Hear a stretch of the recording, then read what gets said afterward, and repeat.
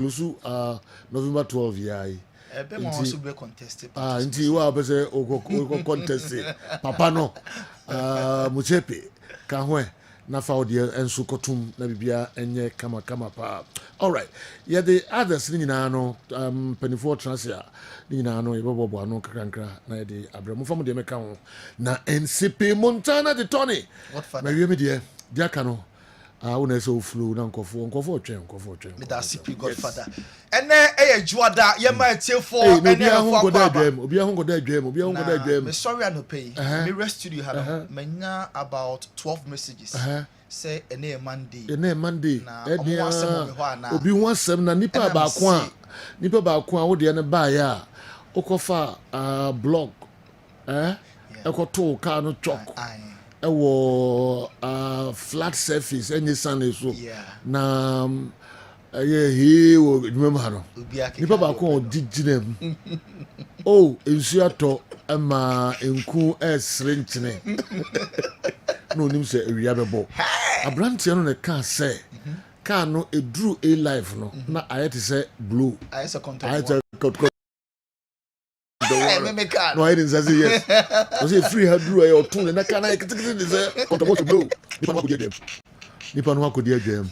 Na sa branchi obekaya emso obeje ne na ya friend say oh says friend say enticement. Obeje enticement and odikoto BMW. Yeah, me kai papa. Remember, I don't want to use BMW. Open top. Yes, you do baby. Say, ultimately, the quiet campaign. Do you know so ready them?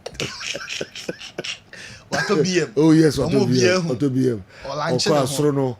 Now we hear what you know. Who say yes? Oh, so no money. Yes, Uda for never. Yes. Now the dim and che. Now I do baby. Now what the car no. Abesi baby a car park wa no ho no bi antia se den na asa asai na fi ma no no ma ya na PS baby na cars net ma wuram e start e dru baby na otu ko short ko sike me ho na ye den na wa fa gallon na wuram ho aro de ko yes ati sa no de ton car no kese onam form Newton Latte Marija ta 7 na make na weekend na emse call Abinchi. Okay. Yes. On the bodyguard nenam. And taxis ni twem akọ ejina ho ka omo na ejina ho no. Kasi twem taxis twem so mfio bia. Praje bi duru wa na santai. Ye. Anti kasi ni twem omo on the bodyguard ejina ho no. And nyakopo adom praje duru ho na santai. Na praje no emra ni ehwe. Ni omo jina praje no na aja ne bodyguard no omo ko trentrem okotrem ayo afina oni driver ni bedia no we inside ave duty ni driver ni bedia no inside to mu guso omo ka Meji say we say Satan osi mintua yeah okwa Abinchi ya wasi Abinchi ya wasi Bona yes driver ne born ne board so beji 15 na we mo say it is this car 15 was on tuada da hali heya de oni pa be for omenante ni ti lati wori da hali heya 15 yentua hani Abinchi de wia no so akwado krasi omunyina ho na omfa wofro o no come ye fa heya ye rich raha de hiale say ye be see anim heya main road no so ye nante 15 Ghana for project yeah obra pa want to wow from BM to Pragia and no cry reject 2020 ayeka all right enti we the video of BM Nini yeah BM Nini yes I told the BM for that no all right Tony who the flow man and the case we me feature set the latest video about okay set achia ho nsem buy video of the day what's that set achia ho nsem buy MCR yes now na lady bi ko din bebre ho the Newton dey achia no Newton and nka achia mrasho nanka do bi aka no hey If I honey hey. Boom have boom first kukubo do all right. Tony. Oh dear. No see from our con. About to your studio. Uso bi ka ese kontomo. You go. Now bravo. Hi. Tu no course rather do after from seats. We dey was somersault. Tony, you we go. best we budambale so ru. You go. But that's CP Godfather. And then Jordan Sunday Dawson AAP. Ya ma tie for ene ahwefo akoba as usual. Ne ahwensam ekoso onkofo ekroso. Yanko Uganda. Omo ekro ni mo onim se ene na Kenya ene Cameroon airborne. And I'm say Kenya omo steady and a calf omo Jan 20 omo airborne match we neutral grounds we AFCON qualifier. Enti ene Kenya and Cameroon airborne Mandela Stadium and our Kampala, Uganda. And I'm so I'm a Deputy Speaker of Parliament Uganda man Thomas Tawaba. When ya kwenya no ehia Andre Onana Emma United ni Osia kan goalkeeper no edema Cameroon na speaker fani ni agro because Deputy Speaker also support my United in ne akwenya kase baye and Osia Onana na also Onana enema United for ne enkasa na fe omo embe visite Uganda man because omo feel omo too much. Mumi enti some Deputy Speaker of Uganda dia tuja. You know, so I'm for him. I'm rooting for him. He has a lot of fans here. We are glad he has now settled in very, very well. In fact, he's now the star of the club. I know we might be struggling a bit, but we remain Manchester. And anytime we are going to be registering all the success. So better tell the Manchester team to come and visit Uganda because they love here. They can't get it anywhere. We a Deputy Speaker at the Emma Uganda minor or a staunch Man United fan. Now Oden Kra Ama Onana. So Onana former United fan. Now one day almost invested Uganda because almost so many fans all honomo. And Onana see a presentation of JC United number 24 no signing autograph on so Edema Deputy Speaker. No Nana so super excited. So we share a whole Deputy Speaker Edema Uganda or minor. We might be struggling. You know, it was something special for me. I never experienced this before, so it was a good moment for all of us. So I would like to thank him for coming and to thank the little boy as well. Yeah, I would like to thank them for the warm welcome, and I'm very grateful for what I received here. And hopefully, I will get back here maybe in the summer, and we'll have more time together. We Andre Onana enti summer league no eba na wie ya obepe so beko Kampala Uganda na onomanya interaction because on a reception anytime bia obeko bia no nkofo pitu gu no so dinachi hoaho ano bonyom gigene so eno ti Uganda man no onfamu ni agrokra we ene nsem a efri Onana so ye eba ene 1 p.m. ewo Mandela National Stadium of Kampala ena Kenya ene Cameroon omo enso ebo ye ko Japan na Midfield Edema Japan or ball Emma Liverpool Wataru Endu at 8:31 only one game and our season we was starting at the Ama Liverpool in all competitions. No, they just say on sheda enya more playing time now. So Liverpool who are now a better so be stay now are fighting for a place. Nico William Inaki William Ketu Nina Ketuna ball Edema be ball show me just number 10 no Nanko forward Jenny passer Lamia man ever channel at the Nako Basi who and so I send a contract. Ekwesi 2027 na okomon juk Barca ne Boba no Barca fans ne huru ne pa ye bisa no se oye surprised se Barca fans no ehuru no and also now oye very very surprised because na team echo opposition ho a ayana mpempi fans no ebe so mo winning ti na mo tonyom editia the entire team. Now, so we almost sunging out just because one Babasa Samanti fans no etonyom personally editiano. Now, Obeka say no a surprise there. Name anya ya football there. Sanema we nyina and some am eka ho bi. Now Iniesta or a retired footballer, former player, Emma Barcelona and in Spain. Or says a Barca Koso a bomodin said here omo dia. Ene e drew a year April May muhona ebetimi aka emphatically say Barca omo enko trophyless e dey a trophy there afuwe omo enso ebetimi awini bi na Gavi o prior no medical team access no omo ama ne green light say afedie obetima be si akan Eddie ama Barca omo first nubium enti akas official announcement na ebeba enable internally medical team no any Barca technical team no more discussions medical team assure Hans Flick say only problem bia so person o use Gavi na obo Eddie Emma Barca Lamine Yamal enso ko prior e was Spain camp wa bra omo share kabako Denmark team anti na ko dru Catalonia Barca chromo o say dey ne ho eye pa na obe recover on time na fe next week Barca and Sevilla match no ono Lamine Yamal etime sia kan bi e de ama Barcelona omo team no Dani Olmo enso another person or recover from injury na Barca medical team no I'm on the plan enti league no resume weekend we ya Barca and Sevilla na airball Hans Flick person one man no cry no be 30 minutes there obetime e de ama Dani Olmo next game ever so eno next week Tuesday Barcelona ebebo Bayern Munich obeso mano anya required be 40 to 45 na for Clasico no in 2 weeks time ending of October no na chese omonso etimi ama boy na start edi etia Real Madrid ti Dani Olmo Barca for na our plan edi man until say Clasico no enso am ebe chance here Chouameni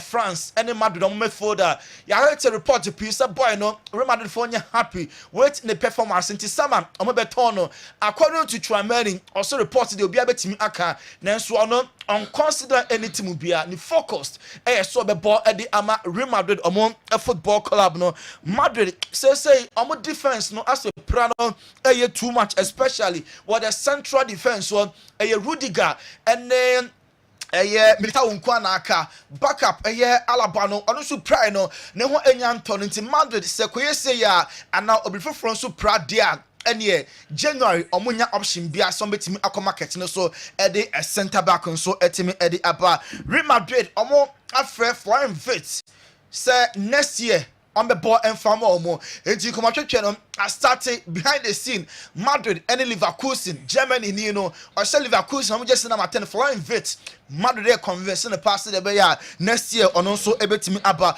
what him say Antonio Rudiger also ono na oye striker never na say and as I said there oye defender or say growing up na osano na oye striker na or striker brutal edumrebi no said there be striker no entimi m1 na and then oye center back I achieve a lot Champions League got with Chelsea and Abajibi with Real Madrid or more and so a football club no say Paul Pogba clear say Juve ebe terminate the contract no na Juve for decided say on my ball mo biem enti obviously the ban from 4 years or match so about 18 months January obetima starting at training na somewhere around March or about official game at the amomo there na so contract no omo ebetwam na fi Paul and so up and baby and so akot Theophilus Walcott former Arsenal and England player or see this year Arsenal for a Premier League no afuwe Arsenal for ebetimi agimobi ntensema Theo Walcott Ediatuja.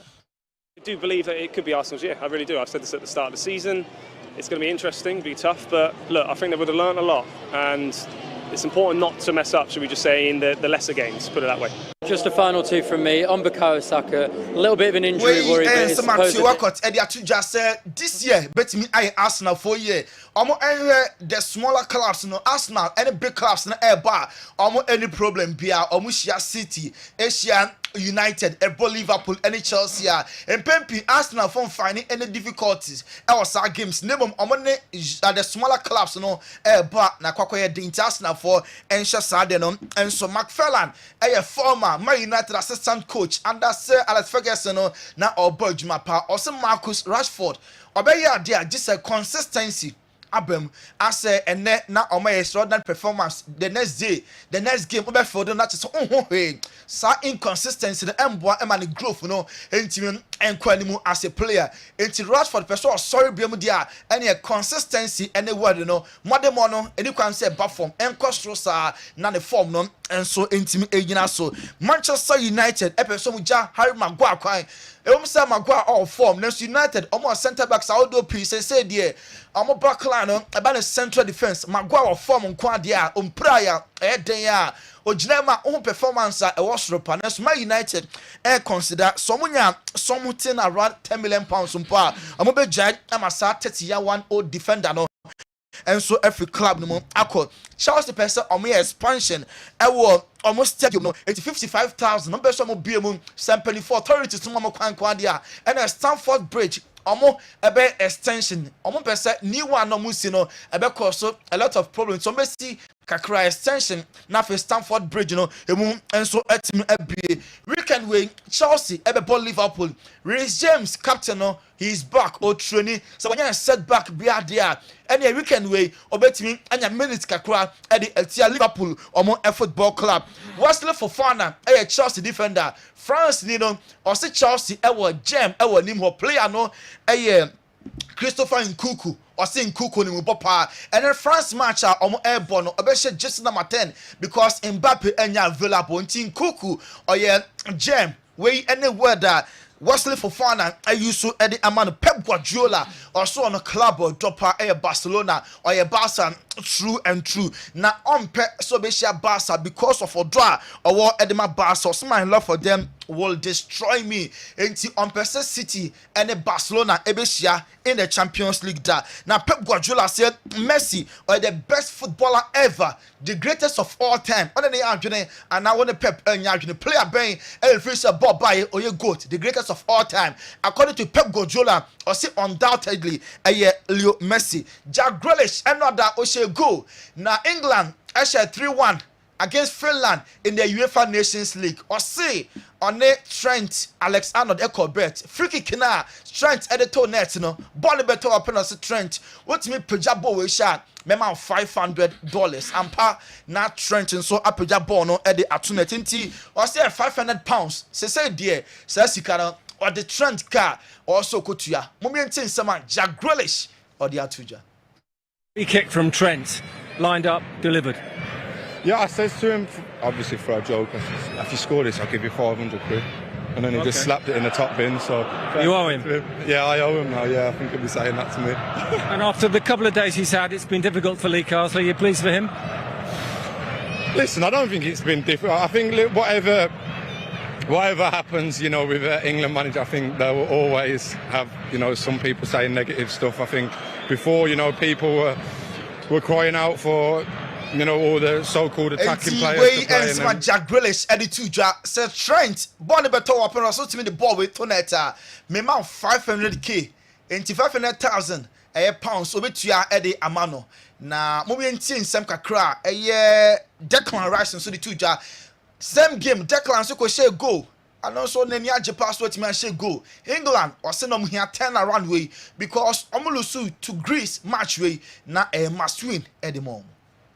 Yeah, I think as soon as the ball got played to Ollie, I think I was in my own half. I think I was in the box when the ball got played to him, and I see a load of space to run into, and I thought, you know what, just keep going. And it was just an instinct thing where Ollie's crossed it first post, and I arrived there. So if you don't get in the box, you don't score. And I thought Ollie ran the channels really well when he come on, and obviously give us something different. So it was a really positive night around. And are you pleased for the manager? Yeah, delighted. I think since he's come in, I think from the first camp, I said last camp, he's been so refreshing. He's so up front, just says to go out and play with freedom. Declan Rice, another Oshe goal. England, Finland, by 3-1. Now, Ian Wright and Roy Keane, so another almost Kasai, and upon the ball interviews, separate ones, 2. Lee Castle, England, national team, no, here. A world-class manager, obi oye serial manager, obi oye serial winner. YG a lot of trophies. I'm all ruling him out. So be the main national team coach. Eddie Ama the 3 Lions. Now Ian Wright say, Papa no Odika. Onaga Sajitum say, also manager or so channel and by Roy Keane. And so make a similar comment. Say coach man says no say, and then the level and the national team say so be a stop gap. Where we Nejuma Uncle Emma a world-class coach. Emra Ian and Roy Keane Kasai. A go at this, which no, I think he's been very honest. Yeah. And when you look at him, you tend to believe. I believe him. He doesn't think he's ready. You know, he's like he says. He knows his remit. He's got the 6 games, and I admire him. I admire what he's doing. I admire his choices he's made because he knows what he's capable of doing. like you said, he's not used to losing, which is really cool to listen to him because his under 21s are so good. But what's good about it is that he's getting an opportunity to have a go at this, which is very, very privileged to do. It's very privileged to get that chance. And I know we have to keep asking whether it's us or newspapers or Gabriel or whatever. That's because it's such a big job. So it's completely fair that we ask him. But he hasn't, as Ian says, he hasn't changed his tune, has he? No, It not doesn't really. sound like he wants it. No, and he's very honest, and you have to respect that. That's fair enough. I think we've heard it from the horse's mouth. No, I think he's been very honest, and when you look at him, you from tend the to believe- horse's own mouth, say Laka is England. Ebe here, Obi Oye serial winner. Watch a lot of trophies. World class manager there. Yan respecting opinion in England and for a top manager. Pep Guardiola were ruling her out. Say England national team job on the day. A no situation. On you know that said national team no on and so able me afa and France match now Bono Dembele against Belgium. Jesse number 7 Antoine Griezmann eja to hono obefa also bien so no the favorite Jesse number number 7 it say na edampanya or wallen say obesha sa Jesse number na siakan for France national team no Ederson a goalkeeper of Brazil or that Edema Man City or see a full way Ballon d'Or no call for Vinicius Junior or no any player or Sepata say Ballon d'Or no Ninsanso etimi eka award you know adaroma ene juada nti yenche no enkakra ene juada yenche no nkakra. All right, na Newton Latte ninsaka video no mse na ohwe na live osro na ashokuno ni no asokuro osoro agine nsem baby obewura okrum ha bia cameras nachi asokuro osoro agine nsem na ye show kire say yes me ma ode yankofo no ye di bi yo na why captured e was ro ha eno so no me show e wo Kessben TV so yes Newton Latte marejata wo ne ma ode yankofo wo dwuma ma no unya so uti agine nsem yes me no who video say wo me ha no okay that's a release here oh yes we can release here go and sin no more okay message release you in the middle of the show man you address anywhere we cry okay entina and so no all right mini doctor Edmond Arthur ebedi nkomo kakra na fi yede dia kan nyina enso abra momfa messages no mra WhatsApp videos no enche me show ni nyina enso ewa ha na ne epimko ene okay Dr. Edmond Arthur onye ne ho banso edu da bia na mpese megige no so na onye nipa ketu akra obo nipa ni profile kakra nipa mo 1 minute pe na man ko on pesa na man but on meye oye elder our Pentecost sorry Dr. Edmond Arthur on the CEO Balm of Gilead clinic any Daso Cancer Foundation ono na CEO the masters no wanya the masters why mienu enya sam kito ba kokra etisay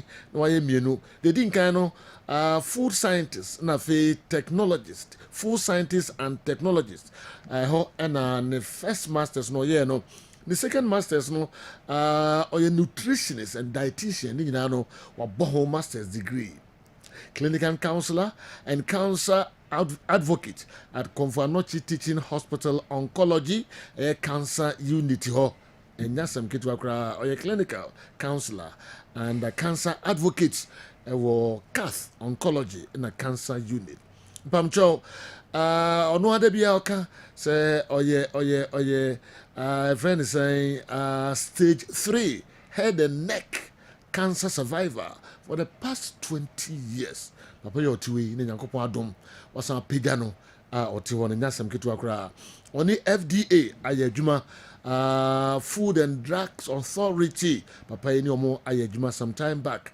sanso na BSc Bachelor of Science bajo okuta mienu de din kan no oya agronomist or science so oya crop and soil scientist papa eho na onya ni BSc din kan de toso mienu no ɔyɛ environmental health and sanitation education ɛhɔ ɛna ne BSc a ɛtɔ so mmienu no nso ɔyɛ no diploma no nso ntumi nkan koraa mpamkyɛw herbal medicine okuta ne diploma ɛwɔ mu saa nso na okuta certificate ɛwɔ clinical and counseling and psychotherapy okuta certificate ɛwɔ hɔ nso mpamkyɛw ɔnyɛ hɔ nko a o nyamesum mu so no ɔsan akɔgye abɔdin wɔ hɔ theology ɛho certificate nso ekuta no sɛsɛi ne masters ɛtɔ so mmiɛnsa ɛna ɔyɛ public health and health promotion ɛhɔ na ne masters a ɛtɔ so mmiɛnsa no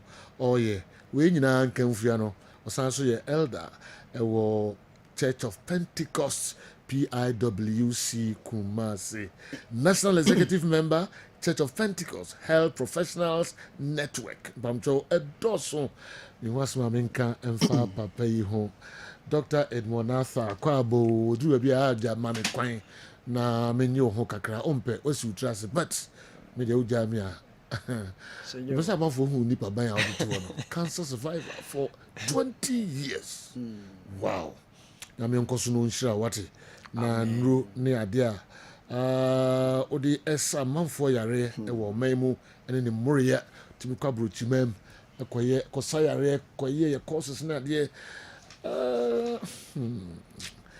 you dem in kan fa when they na ade bre say yo ahombrasio mu bedawase ya min shwa pa bedanyamiase pese kofu hu da wo ye oh say yo medasi we bre ya min shwa pa in fact nuntina ya na tembia no bratoni ka say Godfather nankopon fa nipa so na ema wodu the next ladder be ebi mu nim saade no nti nipa bia no ye oba wa kwan mu ado ye papa wo mu no uso no mutise kosua se na be ya onhwe ho se de onyame show be pa I'm so humbled and grateful ye da production crew ne technical advisors ni nyina nso ase Kessben FM management in fact nyame show mo brasame me body pa programs manager na papa general manager so me check yes se de mpacho anopay me person me dey a few minutes be a kasafa changing from your old habit to new habit. Raba wabrabo dada no wo sesa efiri ho na waba abrabo a eye abrabo foforo eho. Enema bibiri ho no ma ye ya eye mistakes a ye ya etimi kofa ehaw kakra eba efa yempum ho. Dedi kan ne say obi ho no mo a anopay anase ewia odidi wie ya se you no order odidi wie ya no order so your bema so your ba me pamacho ahombrase mu sa isu no enye moma yensesan free ho se wo fu betima ye kese anase obe build a lot of visceral fat anase srade e wo abdominal cavity ho no ma we liver or kidney or pancreas or gallbladder or other vital organs no wa. These are some of the lifestyle you put in place and answer enema ye de ko ye ni pedue ni mo e ko faba enuntin ye be stress undidi wi a bomodin se anya kura no be engage on within be say 3 to 4 hours na aduane na nyanto wase emu a emu abubu ama digestive processes in terms of motility secretion digestion absorption no at a key place anya sa obe build excess calories ma even though any fat food but ebe convert aba be fat foods na a break down as lipid ema as surrounded or brebo no mo develop be a friend of fatty liver hepatics can say hepatomegaly and hepatic steatosis fatty liver we ya be man na produce abia na it may affect our sexual performance we your it may more be fertility issue me to say polycystic ovarian syndrome PCOS and until your best stress lifestyle yin die and a good sleeping posture da mama yenda yechi ana ye left and right yembonkum anase yenifa ana yechi woda na wode wani mu butu ho a kai hunu say nyame ahyeda yinweno ayewoye in such a way say wode nkasai egu wachi wode nkasai aba wonfe wode nkasai aba wonfe bonkum ni nifa entinipa woda anka obeda bonkum so wonifa so ana wachi ebasa organsa eye brebo eye wosa eye livers kidneys no was plain no all that butu no all the additional load to so ana eba the respiratory system how a home nso tie na woda na wobutu a untimi enhumiye nti wo bo nso bi ho a odae no wan sorry yesi beifo abonasum nso na nya beifo eno nti no eno ye second thing na wo se ye hwe ye didi a meme ye nkasa ha mimi didi na wo kasa me ho a memfiu aha obi ho a odidi no e wo so nyanto ase no wo wesa aduane no ame wo be nso wo de ye nkomodie ebetwiu obetwiu ebetwiu ana mu didi na mu ye group na mu kasa no kan hu say o spete during the digestive processes na spitting e kan wo bia na say saliva me use that word saliva into sio nti sanema we nyina efiri ho aba obi ho na obo nse mu ye group amonsa eda aduane mu a mu di no mu bo nse mu contaminate aduane no mu ndi nwie no ma to yare bi to say typhoid ene yare afufra e kan ho nti especially mu ye group for na udidi unu kunu ono yere ono ma ono namfofo ete ensa dayo abaakum na mu didi a munai kasa na enye je toso enan eye yenhwe coins ana esika eye paper Ghana ha yesika eye paper enye ye kan sen rubber ofa pounds eye rubber ente ye dem pass ebe chifin be wo be fasika eye dollars eye Ghana currency a paper a chifin bebre coins a chifin enu nto obi ho a ote aduane ho oton obi won so wo discanal man no asom no de nsa yi aduane na ma wan kasa efie ho obi won say oye those cross contamination activities e pasa e build a lot of pathogens e mo anketu a yemfie ni hu a e kofa yarewa no e ba no e doso e ba ne sa obi won say unyenya a lot of infection ana sejo e manu su bi ho no mo a se e koba se 3 days or menses maybe about 5 days, about 6 days, about 7 days. Now all of a sudden, I started about 3 days. Okay. Me pacho, I was here educating for Senebeya. Who allow yourself as a scapegoat, no be doing your business. Yentie a bit more about what's the sound eating pattern. Time I would did know. Sisi no ota didi anajo. And now say in Nigeria, nan say when introduce about life from ope pastries, pies, na would ope cancer drinks are a monkey. Oh, when you exercise, put on weight. Oh yes, a lot of stress. Oh far, oh yewe, oh kasa and corano. Oh, and tabasa. Oh build a lot of hormonal imbalances. And to can say send hormonal imbalances cause in terms of follicle stimulating hormone, estrogen, progesterone, hormone, other way no. A bit made those changes kakra aba. A basa enya dronom, tenacity.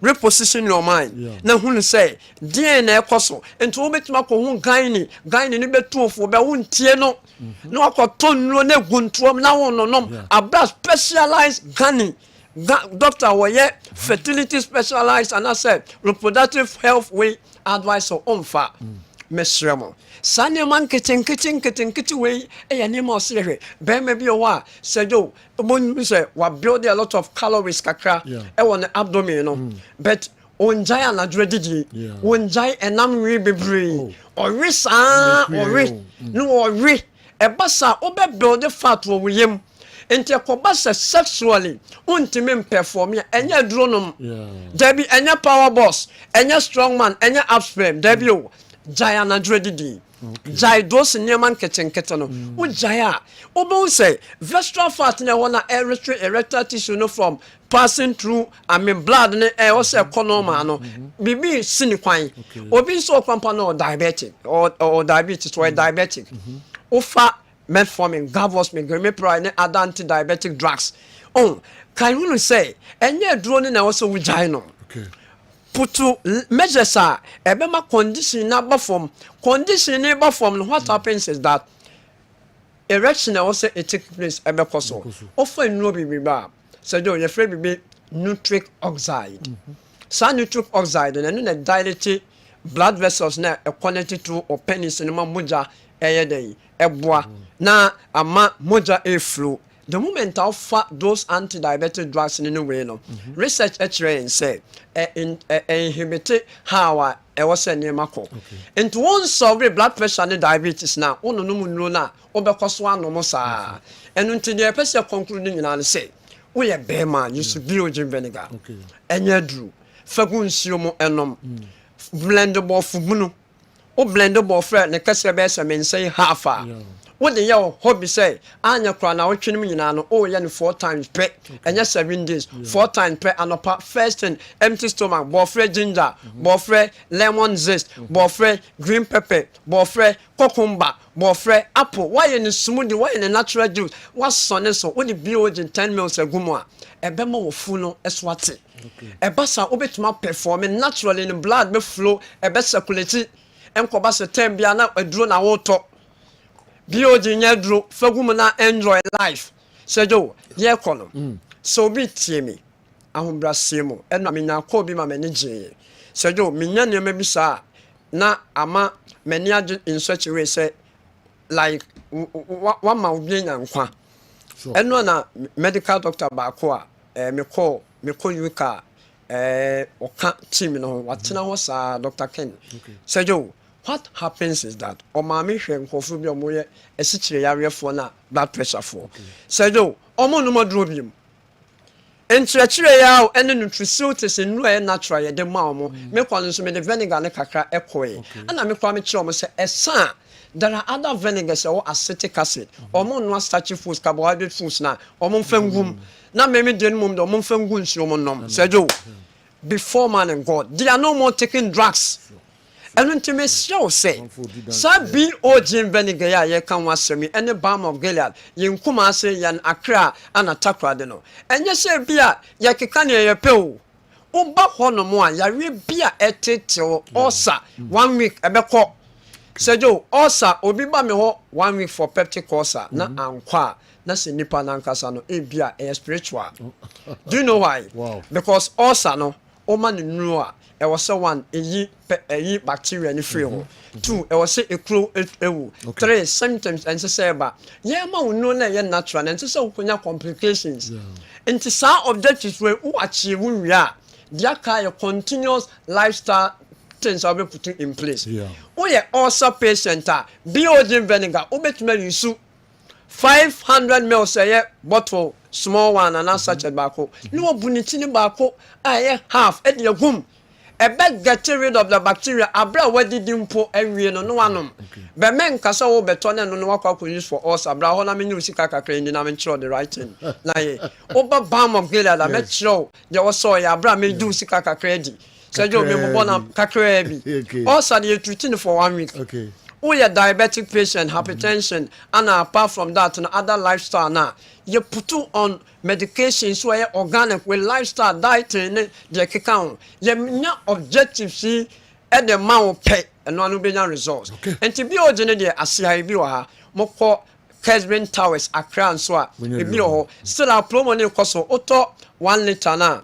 75 5 liters no 300 near the small one no 500 ml in baako ato so na afen so 500 ml no 40 cedis anka medium ka meyemu a anka efie bi anto gallon no onya gallon na o the small one no asa ka ho offices you use yen dispensers are you use offices wonya yin be o pese ma mo ye hamper no o ye hamper na ade papa wo se ewom BOG vinegar na etimi aboa upstream ne power boss so ye kwenye ye kobo adwuma number ne 0539 86 38 0539 86 38 and I said 0240 51 21 71 0240 51 21 71 Bam of Gila, the cabin M10 for no HO,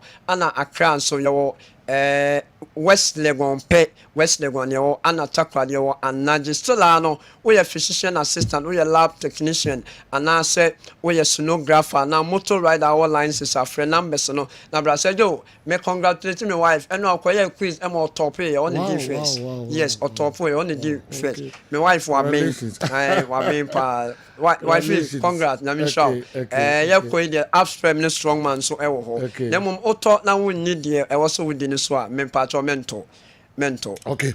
Tell me, I'm a buyer and I'm a say, yo, listeners and viewers, no moons are queen. Okay. Or canoe cray. It's a woman fat when he entered of Gilead. Ashabia, a war, Memu, Kumasia, I didn't actually say a war, MTN for no, a war, a Maxima, a hotel, annex. Nishani muha ena omo takrade dog say anaji ewo takrade so ena enkran enso omo ma hwe enso eho kanwe na tobi na ebeboa oye papa. All right, ebja for transit na fei ya hwe stories no emu kakra ebehwe for no kakra na ye di fie de no enso frafra kama pa momfa mo messages no emra na yenhwe emfa ema enche mo WhatsApp videos no bebre ababegum first batch no enso ye di ebebremo better anyway every telekupo kazu na edi nkan aba brand your the banner man kan your the bebe 20 times Western region Lembele ehona we every eba. I can't wait to see double cold Palmer celebrations in front of Manchester United and Arsenal fans next season. Wish you the best, Estavo. Oh, all right, yeah, that's it. Better. There also the Abre, I don't know. We see, in fact, the IMC of Asante Kotoko should take responsibility of the embarrassment the Sudanese players have caused Kumasi Asante Kotoko fraternity. I don't understand why they had to travel with a player who is injured and have chances of playing for Kumasi Asante Kotoko in the set and had no chance of playing for the club said match. Also, whatever the GFA president said last week when addressing the players was what every Ghanaian football enthusiast was expecting, but he didn't have the moral right to say it. He was the same person who told us we don't have Messi or Ronaldo. Okay. Ewa. Intimidibesia. Justice Mampoasem Health Center Audi by and so no. I'm pretty sure and so I say these Kumasi Asante Kotoko players who gone missing can affect us. The fans from traveling to the USA for the World Cup. This team needs to be punished. Team Ben is a punish. Okay. Until now, they also buy no. We say, please, Hatterfolk won against Young Apostles, but I'm not happy about our performance. They should back up and do well in our next game. Please, why did you go to Sudan? Why did you go there? I'm brought in what? Hunger. Why did you go to Sudan and Tom Senfi Udiwe and I brought what hungry players as national team players. Okay, yate yakinkan ama and also a free ho at the amount. Mamisha way quickly Obi Busasa, please, are you no more on television? Oh, you was so the day I'm saying you didn't kind at him, you besign Abba, Nantichimubia and also the Bremo. I think Kumasi Asante Kotoko should report those Sudanese players to FIFA and also any agency capable of tracking them down to deal with them. Okay, we were here when Mediama went to USA to honor a tournament. We didn't hear any bad news, but look at the disgrace. It's just too bad. Nanaya Tabora, number 2, and now the way and so Brayan. Mamini Bakupen Frio na Emfa de Akanina and so Emra later. All right. You're from Mamina Kraba Sempam Jobia and home a year weekendy. What did you do in the year? Generally, it was every good. weekend, weekdays. This weekend I had a good rest. Okay. Yeah, it wow. was good. Yeah, it's good. No one pa. Had a good rest. All right.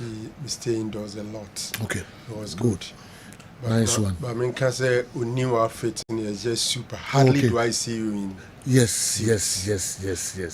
Time will suit him. Yes. I know what Pijano called different level. Pijam. Me come where you must be some way in the kakra. You know, no things are Ferguson with the Libya. White view. We Ferguson with the Libya. All right. Masakarim, no.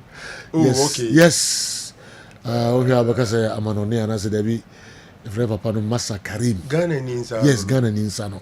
Wow. Or you brutal. Wow. Masakarim aswase. In the open work. And once I walk on ho. Na wasubi the amount. Kala bia opibia ni the opibia. Yes, 055-419-4892. Masakarim Bayan kama pa the amount. And the game. And then Monday, we kind of simple. Do Monday and now pijam. Yeah, you know.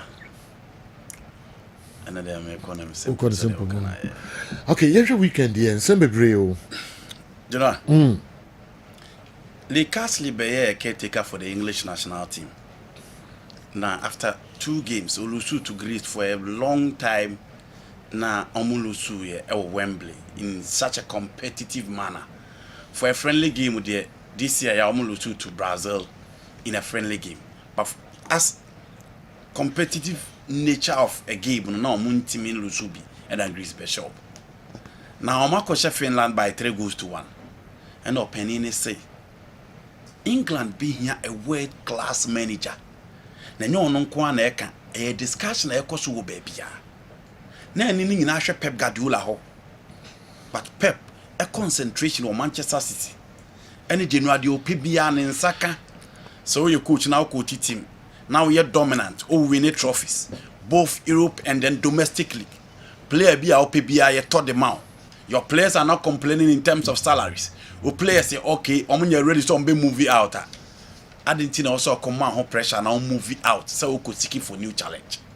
The Pep go Italy. Omu invite you know and or say England for nyina fan to omu team say he's not ready to coach the 3 Lions of England.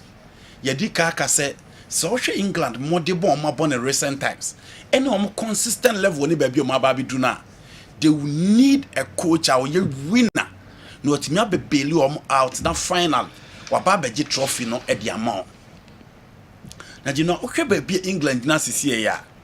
Almost started over team they are compared the Spanish national team. Spain team before mo beji the trophies na nsen no na team o ma suffer to say England ya. Yeah. No ma European Championship. No mo nya players bi but the kwan be no mbe fa so agi trophy. No mo ne Portugal na epre. Portugal produce materials na semi-scotters no makope baby ada. It is okay Spain. She players almost the buy in 1998 World Cup. And at that time, na a Spanish dominance so far as European football is concerned. Okay. If in 1998 ba afa Real Madrid back in 32 years no mundi the UEFA Champions League no. But omukofa Javier Clemente. No Raúl Blanco González. No Fernando Hierro. No Fernando Morientes. No Luis Enrique Martinez Lucho.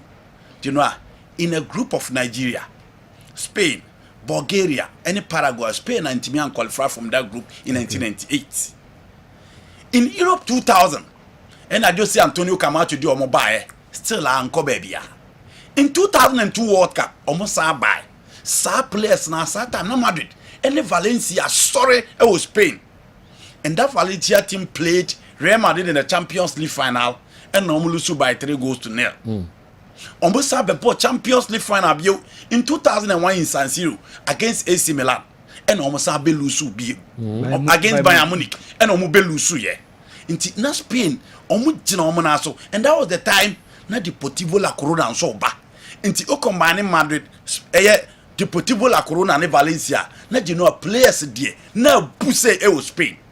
But omba World Cup na antentam and omuja you see Antonio Camacho kwan and omo call back because we study Spanish national team now so omo fa matured coach na so ntimi anform any trophy quickly omo go back to under 21 under 19 because here no more person national team coaches no e pass it through the process et said de la Fonte AAI na odo ma European Championship and omo kofa Inaki Sans you know oba ye no Ankoyi now Ankoyi no mo sa here so omo bepe experience manager and omo kofa Luis Aragones by no Genoana Satam still ana Spain dominant na basanso asan back into you combine Barcelona, Valencia, Real Madrid, Deportivo La Corona, Rubin Baraja, who's Juan Carlos Belleron, Fernando Hierro, Raúl Casillas, Casica Mendiata, Obebu Dina.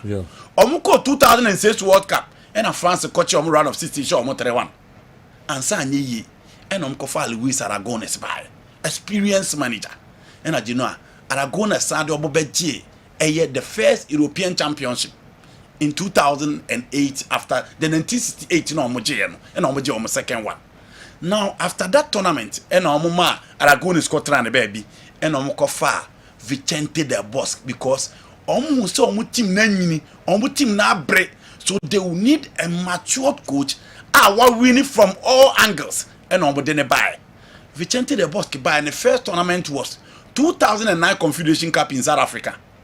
Semi-final omo poke musa and Omkoshia Bob Bradley's Jose Artidor and then Clem Dempsey Free State Stadium South Africa and as you know United States of America show it was a shocking result at the match Spain and the continent fee and the Confederation Cup no. In 2010 first game against Switzerland they lost by a goal to nil.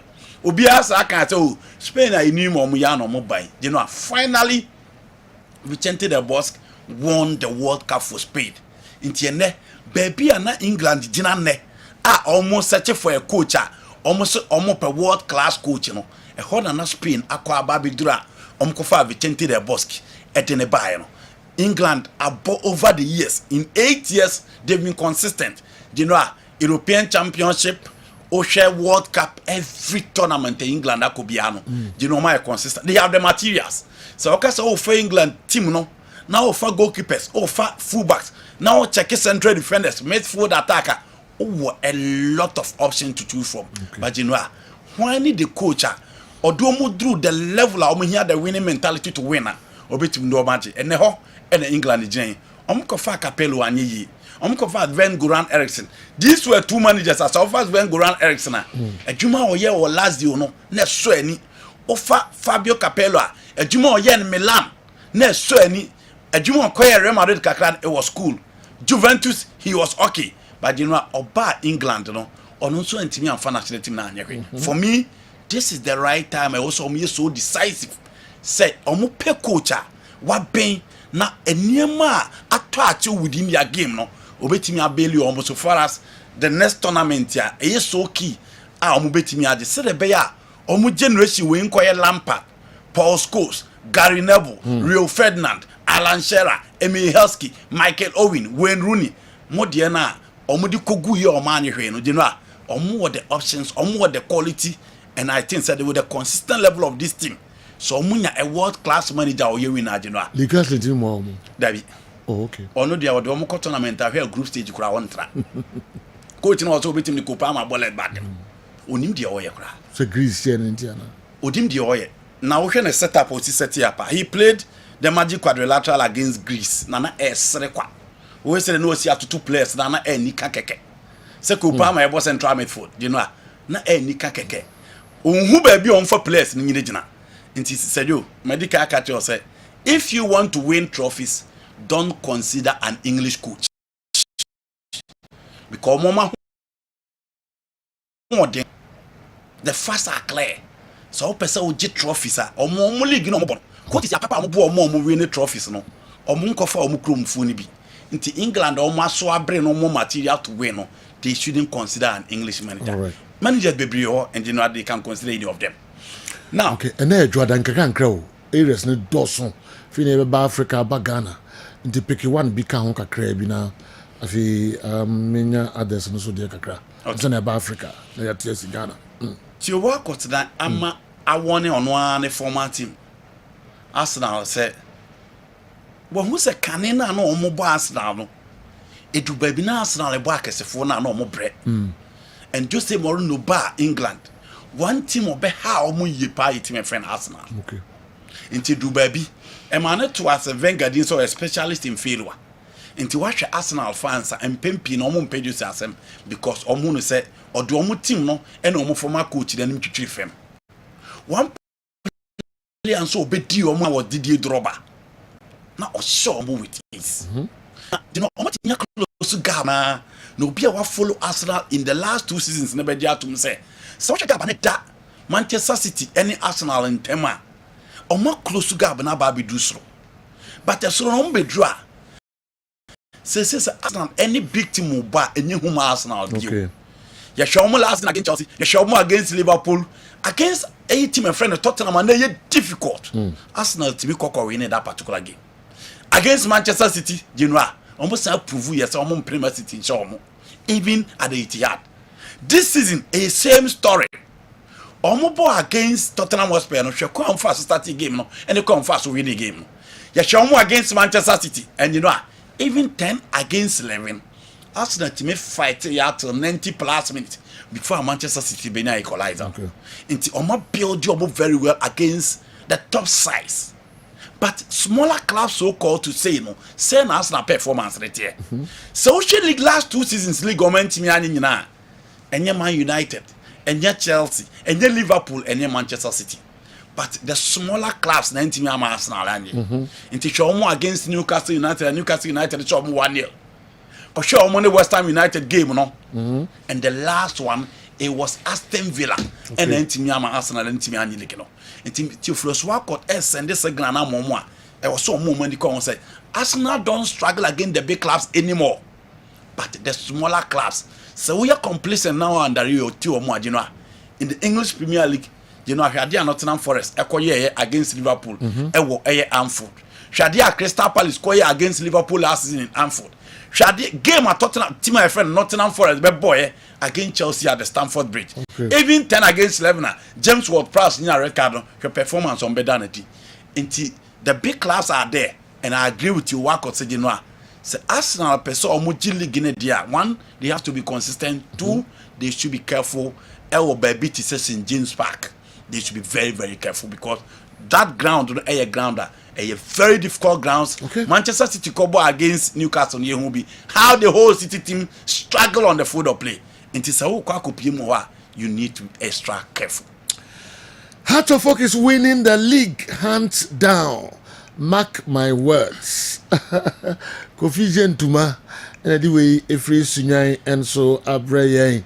Okay, it was posted on Kessben Sports page on Facebook that Mickey Charles said he has spoken to one of the Sudanese players, and the player said they realized the match was between Ghana Select Side and DC United, and that they are not Ghanaians.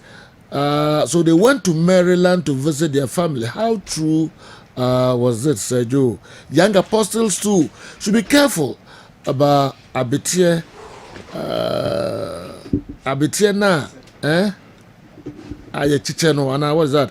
Abbas needs time to sell his phobia today, and if he's zongo, and anyway, and so Brian. Okay, and me free and also, what is the situation in Kumasi Asante Kotoko about the missing players? Joe, if the players don't come with the team, I played with the king to sack the management, including the coach. Why must they honor this game in the first place, while the entire team couldn't get visas? It's a big shame to Asante Kotoko family, and they should be dealt with. Amos Edway Efri Konongo and so Abekayensa and Anopei Kofituo Edway Efri Elubo and Abba. We are all focused on the Black Stars qualifying for the AFCON, but we haven't realized that psychologically the team is dead. Who is their psychologist? Is he really working? I don't think so. Do you agree that Kurt's outburst at their meals table added more pressure on the team than impacting positives to perform? I tell you, the true problem is psychological, and it must be solved as soon as possible. Kofituo Elubo, Sir Franco Naro. General. Yes, sir. I think Senior Mami, quickly. Lee Castle is 50 years old.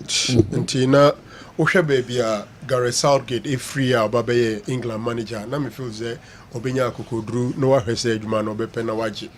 Because it was a similar situation in Gareth Southgate. In fact, Onumpo de na wa coach 1 or 2 Premier League sides. But at the end of the day, now Oba as a youth team coach and Oba Beji senior side, and then he built on from there to where Uja Ejumedino. Okay. Inti Yakoba say Jumana Weja tournament na Abobo England for no sunom. So U20 coach, you are doing very well. So come over and take the job.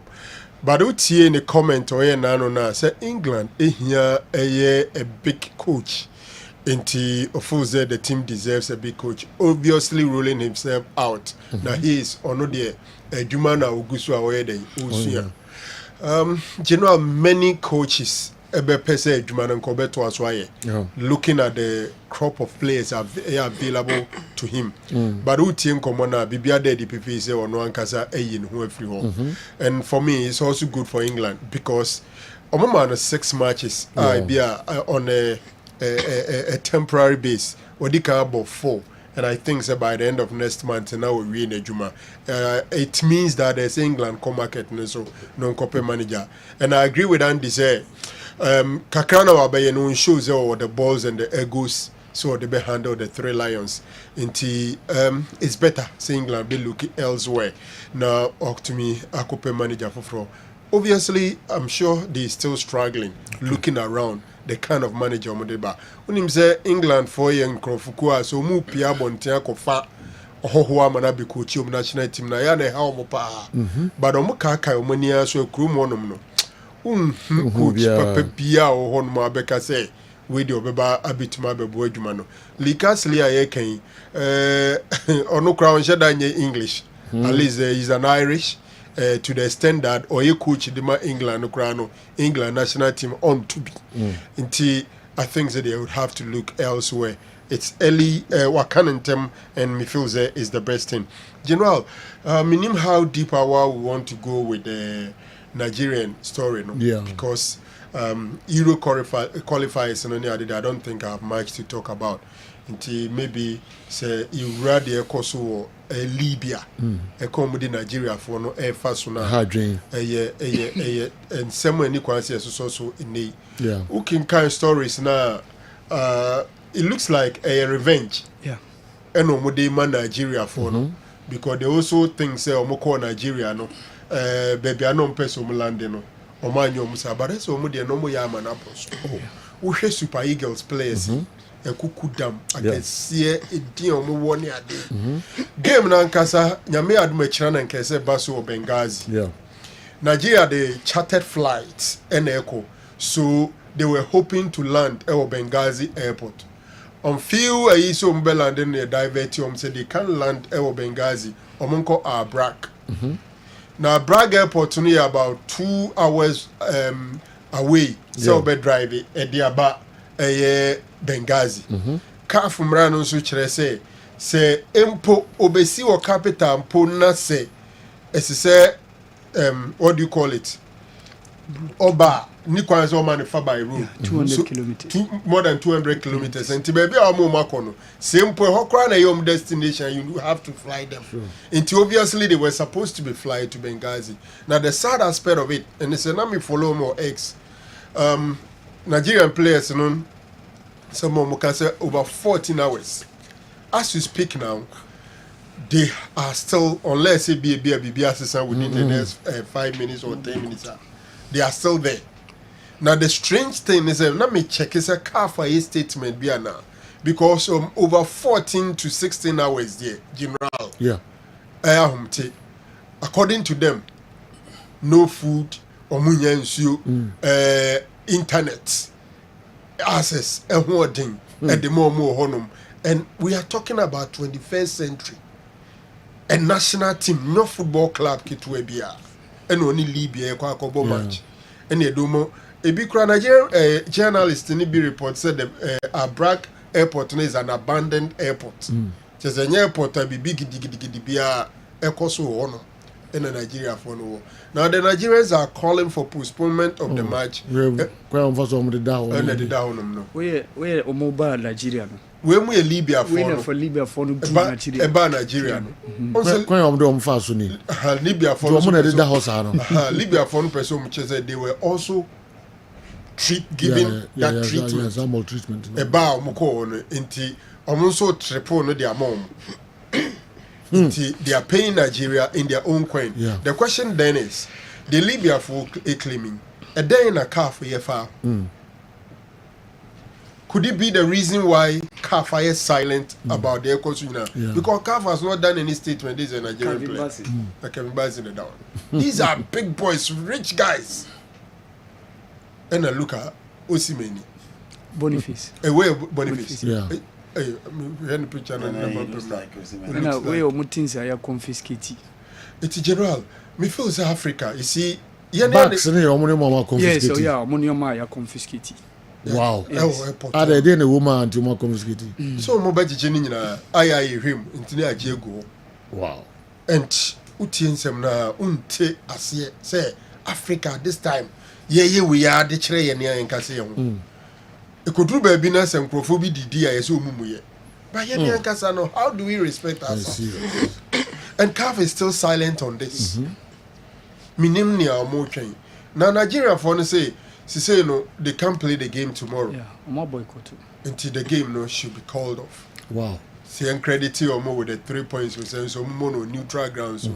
And I think say from what happened in that Libya for claim no, CAF nanke say Nigerian basu say bibi betumes. Se vango ni basu ni. Se yo Libya for no e ko Nigeria no. Omo di kan make arrangement say omo besi ewo uyo. Baby a game no basu no to. And later on na one Libyan FA official, FA NFF protocol, Mr. Imbumi say omo ntimi mba Monday no this Tuesday. And a Tuesday no uyo na omo ba no omo ansan ko uyo e na omo ko Port Harcourt. Okay. Meanwhile, Libya for no. Meanwhile, Nigerian Football Federation have made arrangements for buses. Omo ewo uyo no bibia. And later on, omo kope omo own bus Libya for no. Okay. And omo de ba uyo no.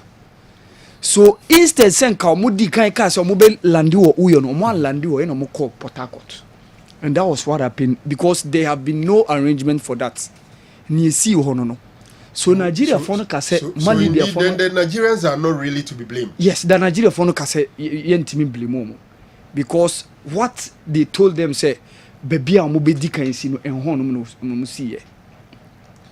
The problem then is no matter what happened, yeah, you keep football players in the airport for about 14 to 16 hours at this time. Very serious. Yeah, very serious. Very serious. Well, Africa, I don't know. Europe? You won't see that. It won't happen. It won't happen. And see. It will overshana. Oh, yeah, say airport and with my shana. I say they'll never me. When you're training. Now, when the catcher so you see a Bema and Akobo. They won't play. Yeah. Nigeria for instance say if worst case scenario, CAF for so 4 points in a moment. Them for moment. They are not playing the game. Okay. And I would want to stand by them. Let's see what happens. All right. Heart of Oak won against Young Apostles yesterday, and that doesn't mean all is well. We still need a good coach. And I heard a Heart of Oak supporter saying we're going to win the league. And if that can be possible, not with Coach Ouattara. Pato Land Service Ashtown anyway, Eba. When we clean our water bodies, Ghana Black Stars will rise again. We at the Skanza, Bimbila, and so anyway,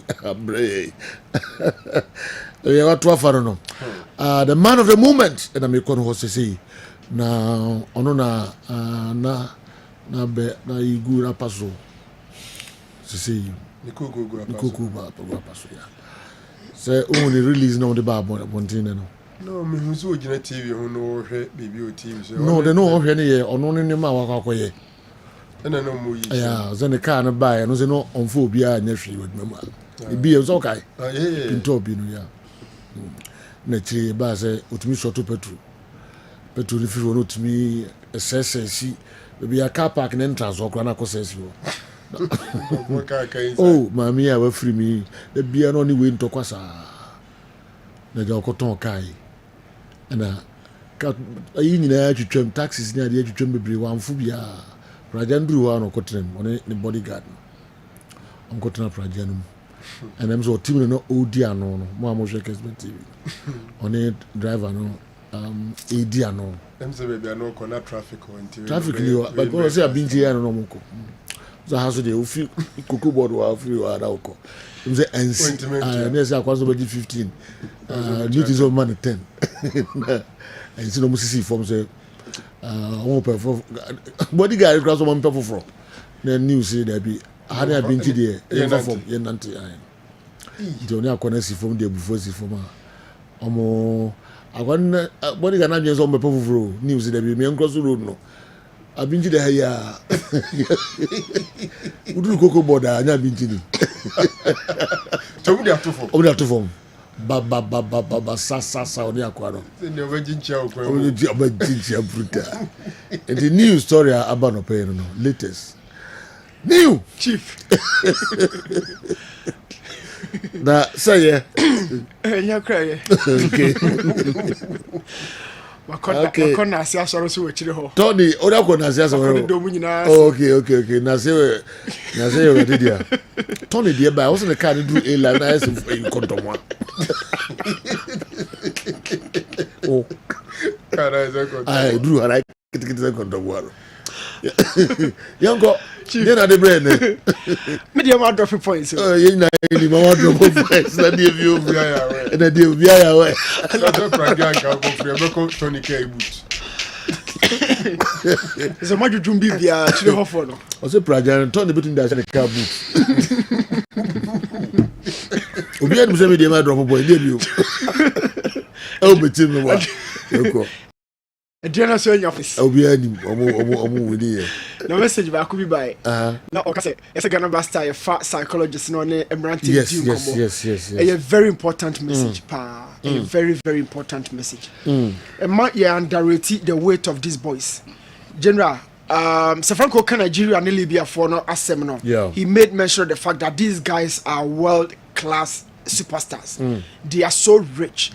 Not the all can see a handle more. As so consider also a status. Na me Blaster o hoino. Your home boys and so more quality individually. Yeah. But so team no say team a Ghana Blaster here.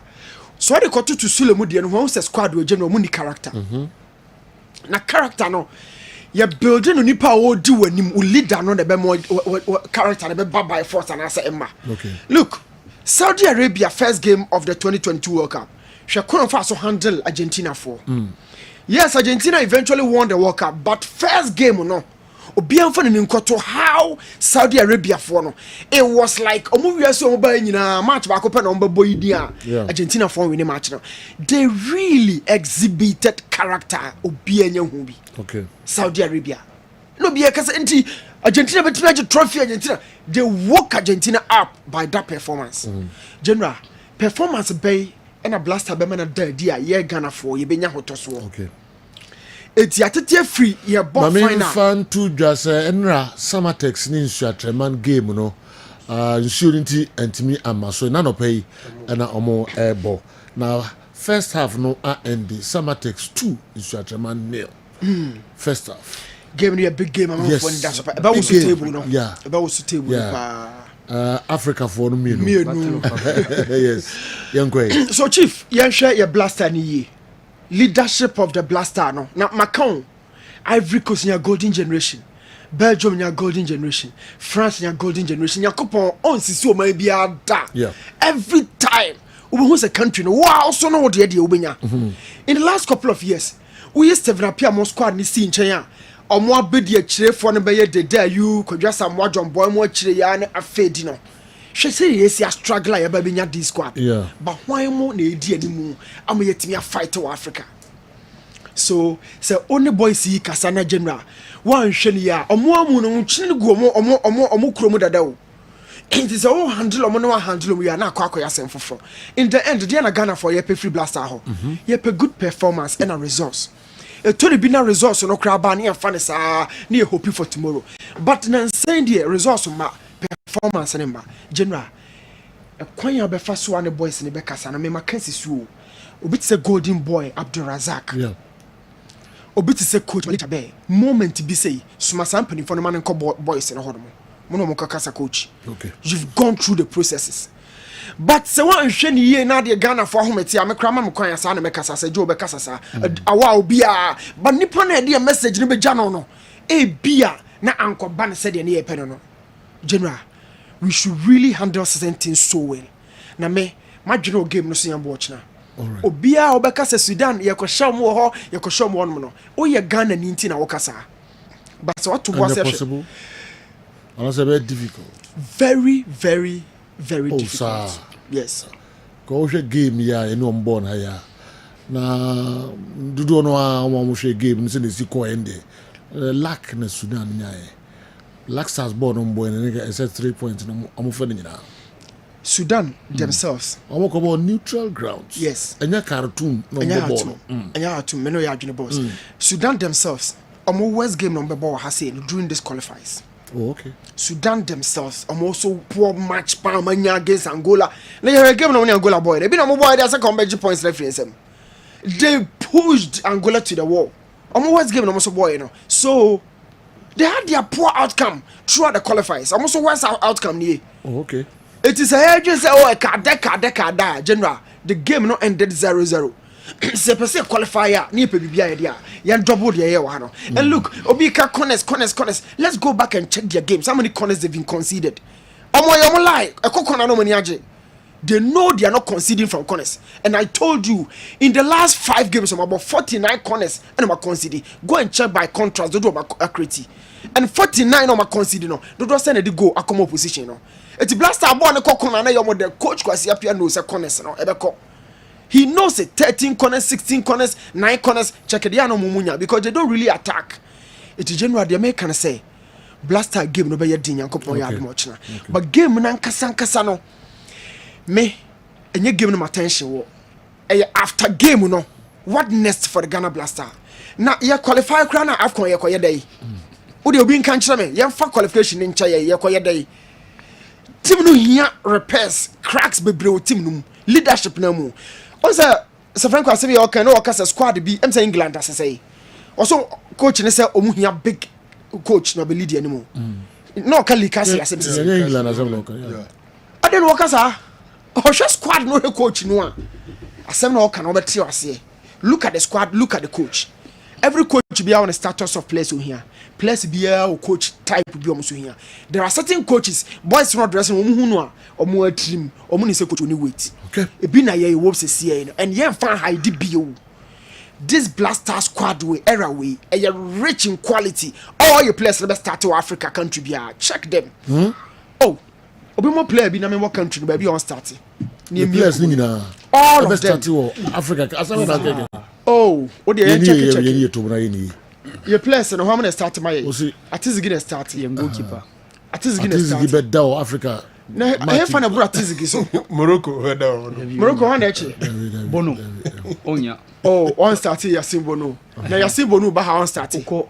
No. Kudu wo kan wi na de na ba ha wo. Ye start no. Atizigi ni Bono. One of the start. Atizigi start Bono. Now so the one about go be beat no. Yanko by the lateral. Cameroon. Okay. Right back here Ali Duseidu. Morocco. Ali be start to country be able Africa.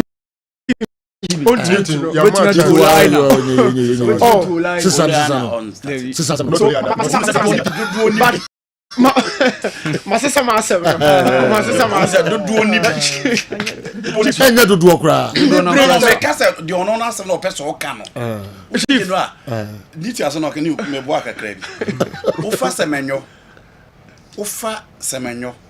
ofa kudus inaki ofa jiku to some extent salisu at least you know do mo compare ofa pateka ho party let me add party to it. Who do you compare other countries in terms of individuals? A group Ghana group. Also Africa also the big group no go. Can someone be foreman say so for Ghana group no here born say on your competition. Need to wear the group now also. Group no. Also the group. Your group no. na do ma Angola also be a group bro okay na do ma Angola na do ma Sudan na do ko Niger what seven na yende you group no mu dey boys no baby on be ko no ana person can come na go for man. Yeah, so chief, in a nutshell, I'm trying to put across that we have quality. Okay. You're top-notch manager. All right. And we need to look at that as well. Okay.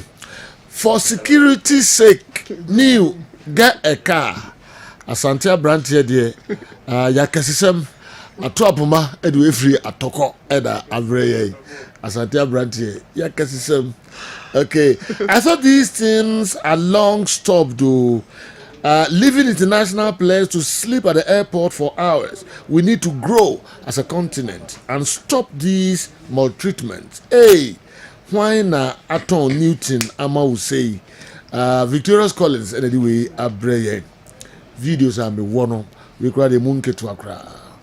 Obi the ba Newton e huru mi che obi a wedbema. Could our videos were 5. Whoa. Non pensa me fressa me yare kura no. Oh yare.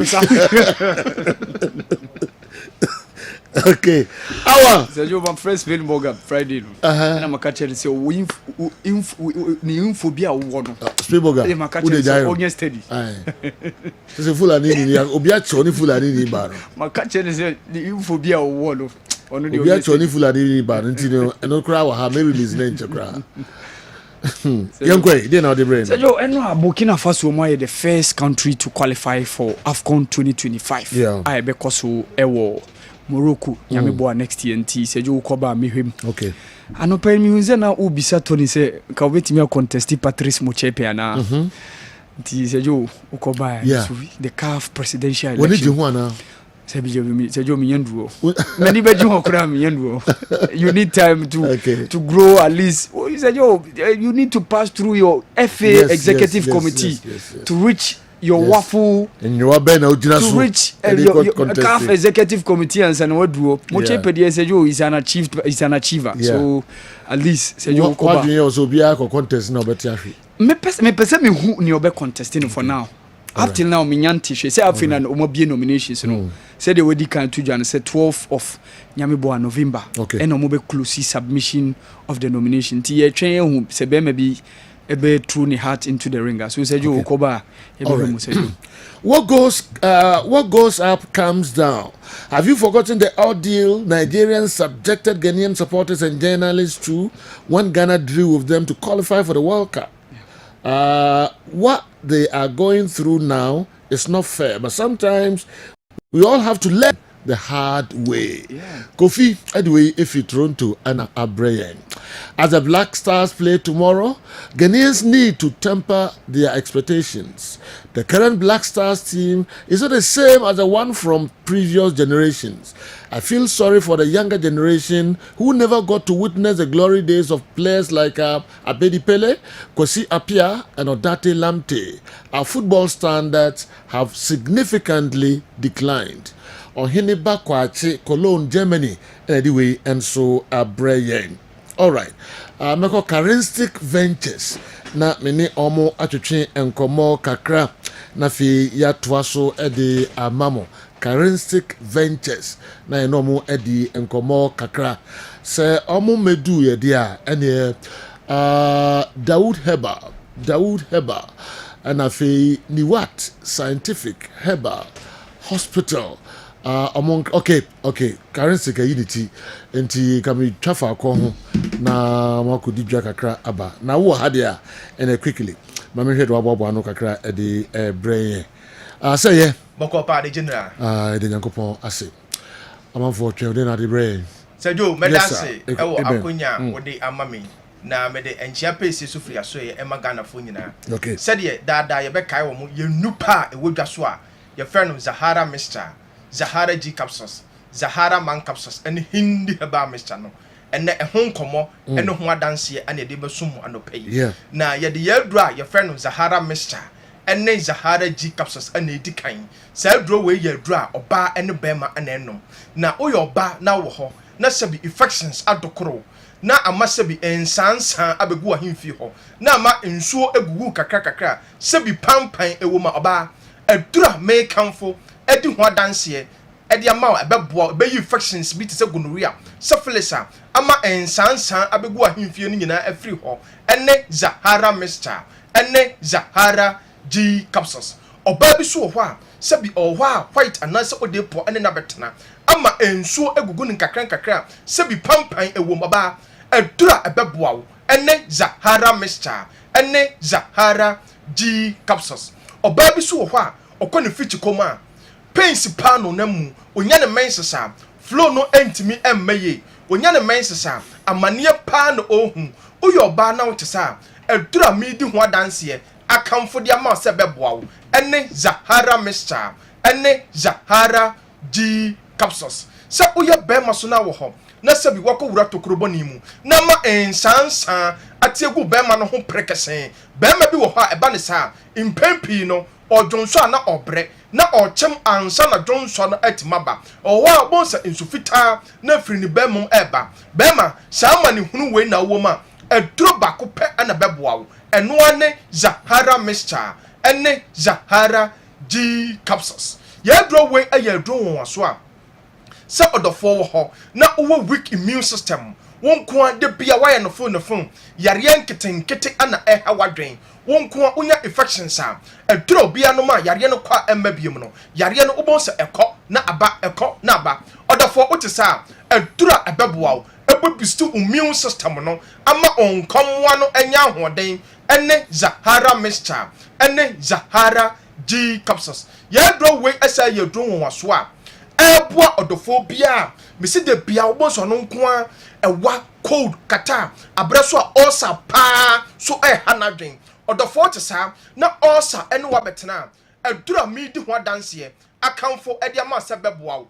ene Zahara mixture ene Zahara G capsules odofo ye beko ye memeduro no so a ye friend Zahara man capsules se duro we aye dura ebo bema bia obo brick erection se oye bema na wo ho na obema no entimi enni mensam obema no ayemre bema bi so ho a ne nkomwo no ayemre bema edura ebeboa wo ebebustu sperm count no ene Zahara man capsules bema bi so ho a sisi yale ene na betena bema misi uni problem ko ba bi eto waduro bia se eye herbal shop pharmacy shop licensed chemical shop bema wo se ope Zahara man capsules enu ni edura ebeboa wo mreye bia waye adabri jo bia wabo bia aduro no bayi ni nyina afri ho odafo ye beko ye edura ye fre no hindi herbal mixture na ne ope malaria mixture tatahwea eni saduroi so odafo wo ho na a 3D mmowa no amwa poso nyina eye wo ya amwo no mato nipadua ni nyina aye hyehye odafo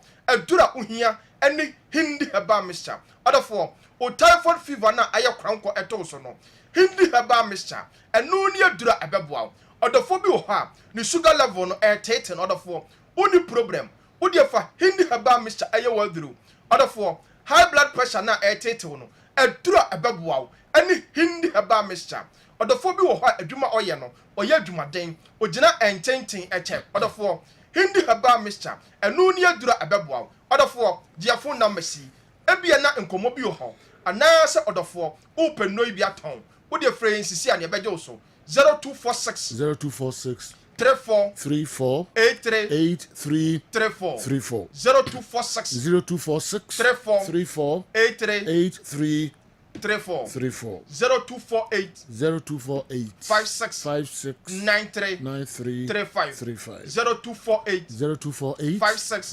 93 35 other for the biameka Zahara mixture and Zahara G capsules ebo a boost immune system no asa to infection bi ase bi te se gonorrhea ene ya dura ye fre no Zahara man capsules ebo be ma bi a waye mra ne mantamu ye twetwe no ebo ne nsamra ne se 1 minute be ma ene hindi herbal mixture ebo odofo bi a malaria fever typhoid fever etete no odofo ye nu pay Ghana ha ba bi a ton aduro bi a ya to apete ho na me show bo se unum aduro ne bi a obeya danse no akase charismatic aduro no eye as a boss player. Okay. Yensu yebeda sepa eben charismatic minro no eye numbers no na ode atu edwa no enti monfre na moni omo eni enkomo eno so eno no. All right. Good morning. What Newton is saying is very true. What Lee Cassidy said is like marrying a girl you think is higher than you. It is really psychological. So please, don't you think Coach Otuado also needs a psychologist? Maybe it's because the squad is higher than him. Justice. Anyway, Ifri Abuakwa and Abekayensa and Anope. Our Mohammed Betransi na afi or the Africa stories, and so Abrain. I've been bombarding myself here with questions. I still can't comprehend why they added those injured players to the trip. The whole team needs to be interrogated for dirtying the brand Asante Kotoko. Kobisam, watching you live from A1 Signal Regiment, Bema Camp. Also the way Wow. The whole team needs to be interrogated for dirtying the brand Kumasi Asante Kotoko. All right. Kobisam, that was the Abreye, and so I don't know. Kessben Television, Kessben 93.3, Kessben 92.9, Accra, Awal Mohammed Atrasi. You ever come quickly now? I heard also at the Abreye. I went on campaigning at the Oyoko and Mampong area yesterday, and the information some guys gave me on Newton, Joe. Now I'm on your side against Newton. Honorable Kojoba Ajiman, and also the way Newton, we can't say deadly. All right. Into Jan, Kofi into Jan, the one dreaming keke was serisa say asma to Newton, no. Just the one dream, And you know, need that ko. That's the way every and cry. Newton pa. I said that house to Abinchi and you cannot pay. I need that come as soon as you way free and cry. Abre messages no edoso. Yeah, kwaba. Yeah, be head yakano and so. Kessben Television, Kessben 3.3, Kessben 92.9 Accra. Awa. Say you. Yes, sir. If you have been to me about second, won't be to you. But if you have driver, they be CC no. Also, driver and say obeji 15 cities. And a new see man 10. If you are new cities, if you also be new no who no say if you are I want to me CC say we tia 15. Have your motor on 15 was if you me say if you are no no. I want to keep man man for fra. O be say do be fra. Ko keep man pacho. Pacho who needs assembly. In fact, on ko you assembly. To the meeting they that they. So say you yeah. Be nomination forms for the presidential elections of the Confederations of African Football. Okay. So what it means 4 years of Dr. Patrice Motsepe no seju asum abanewiye. Ye nyina be kai that time oba be contest. Yeah. Some of the presidential aspirants lazy or boots but seju they were made to step aside and then they were just made to be his assistants in command. Ebini Augustin Senghor, okay, the president of the Senegalese Football Federation, Obeka, the Cameroon one, no, Obeka Kanizat Ibrahimo, and all the others that followed. So 4 years of Dr. Patrice Motsepe, no, Eyasu. Okay. So by 12th of March 2025, no, as I said, yeah, another election. So Dr. Patrice Motsepe, they were launching a re-election bid, say, Obepese Obetwasunti. Afeni Ebetwain. Why na obewo the interest to contest for the presidency of the Confederations of African Football? Isaiah to my long spell from 1988 till around 2017. Ahmad. Oye Madagascar ebe tunu efri akunyano so Ahmad nso nsem by at a point in time yes suspending for around 6 months by FIFA.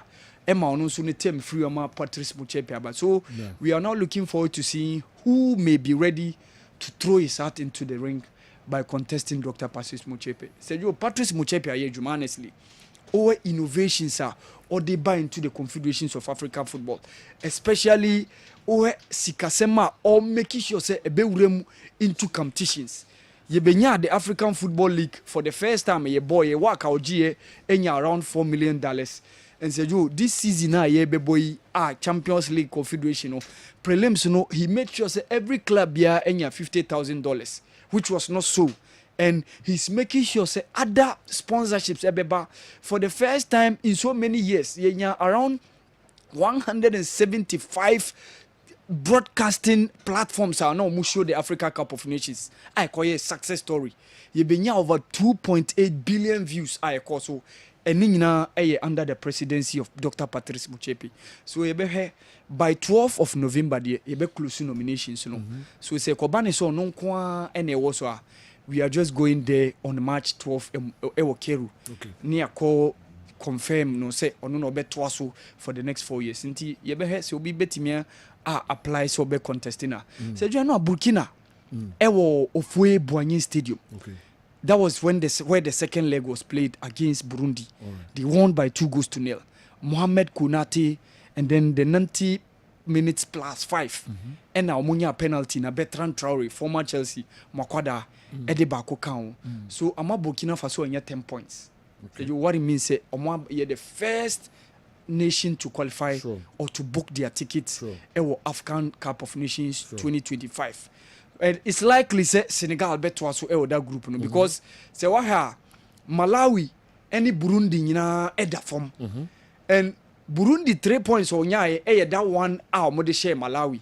That was that game when Burkina Faso were also drawing against Senegal. So it's likely say omumienu and be pick the ticket For Senegal they had a scoreline very good for them against Malawi during the last time out when even Nicolas Jackson enya the first goal for the Senegalese national team. So almost share Malawi what it means almost beba beka Burkina Faso for no na 10-10. So Burkina can qualify. And then some of the countries are expected to also book their tickets. Or a team like Algeria, Sergio. Algeria have won all their 3 games AFCON qualifiers. They defeated Equatorial Guinea. They defeated Liberia, and the last time out, Thursday, they won by 5-1 against Togo. And then about the second leg against Togo. And should they get even a point, what it means, it's enough to ensure that the Desert Foxes, the 2-time African champions, will also be booking their tickets. Yenya said, Adi Omobeye in 2019 by winning the AFCON, Omobe Senegal, final. But by the next AFCON in Cameroon, Omoko around 34 matches unbeaten in their history. And we all saw what Equatorial Guinea did to them. Algeria for the PM free group stages now, Ewa Cameroon. In a group with the likes of Equatorial Guinea, Sierra Leone, and then the Les Elephants de la Côte d'Ivoire. And Sabe Toaso, Ewa Ivory Coast, last AFCON, Jamel Belmadi, group stage, no was free. Oni Burkina, no money Angola, ni Mauritania, on one team qualify. So quickly, they went out for Vladimir Pektovic and Omoma Jamel Belmadi, a free. Vladimir Pektovic said the first game was against Guinea, World Cup qualifiers. Oluzu ewo home. But quickly, Watimia turning things over. And they are doing well in the World Cup qualifiers. The Africa Cup qualifiers also, they are doing well. And changing the face of the team, kakra eba. Attack ya. Islam Slimani mo mwenyini Baghdad Bunijano or the Omoto bench. There is one boy, Obeshe Kotokowaha, Mohammed Amin Amoura. Yes, Setif Ebeshe Kotoko 2-1 Accra Sports Stadium. He was the one who scored the second goal. So you know, because a boy no Wolfsburg in the German Bundesliga.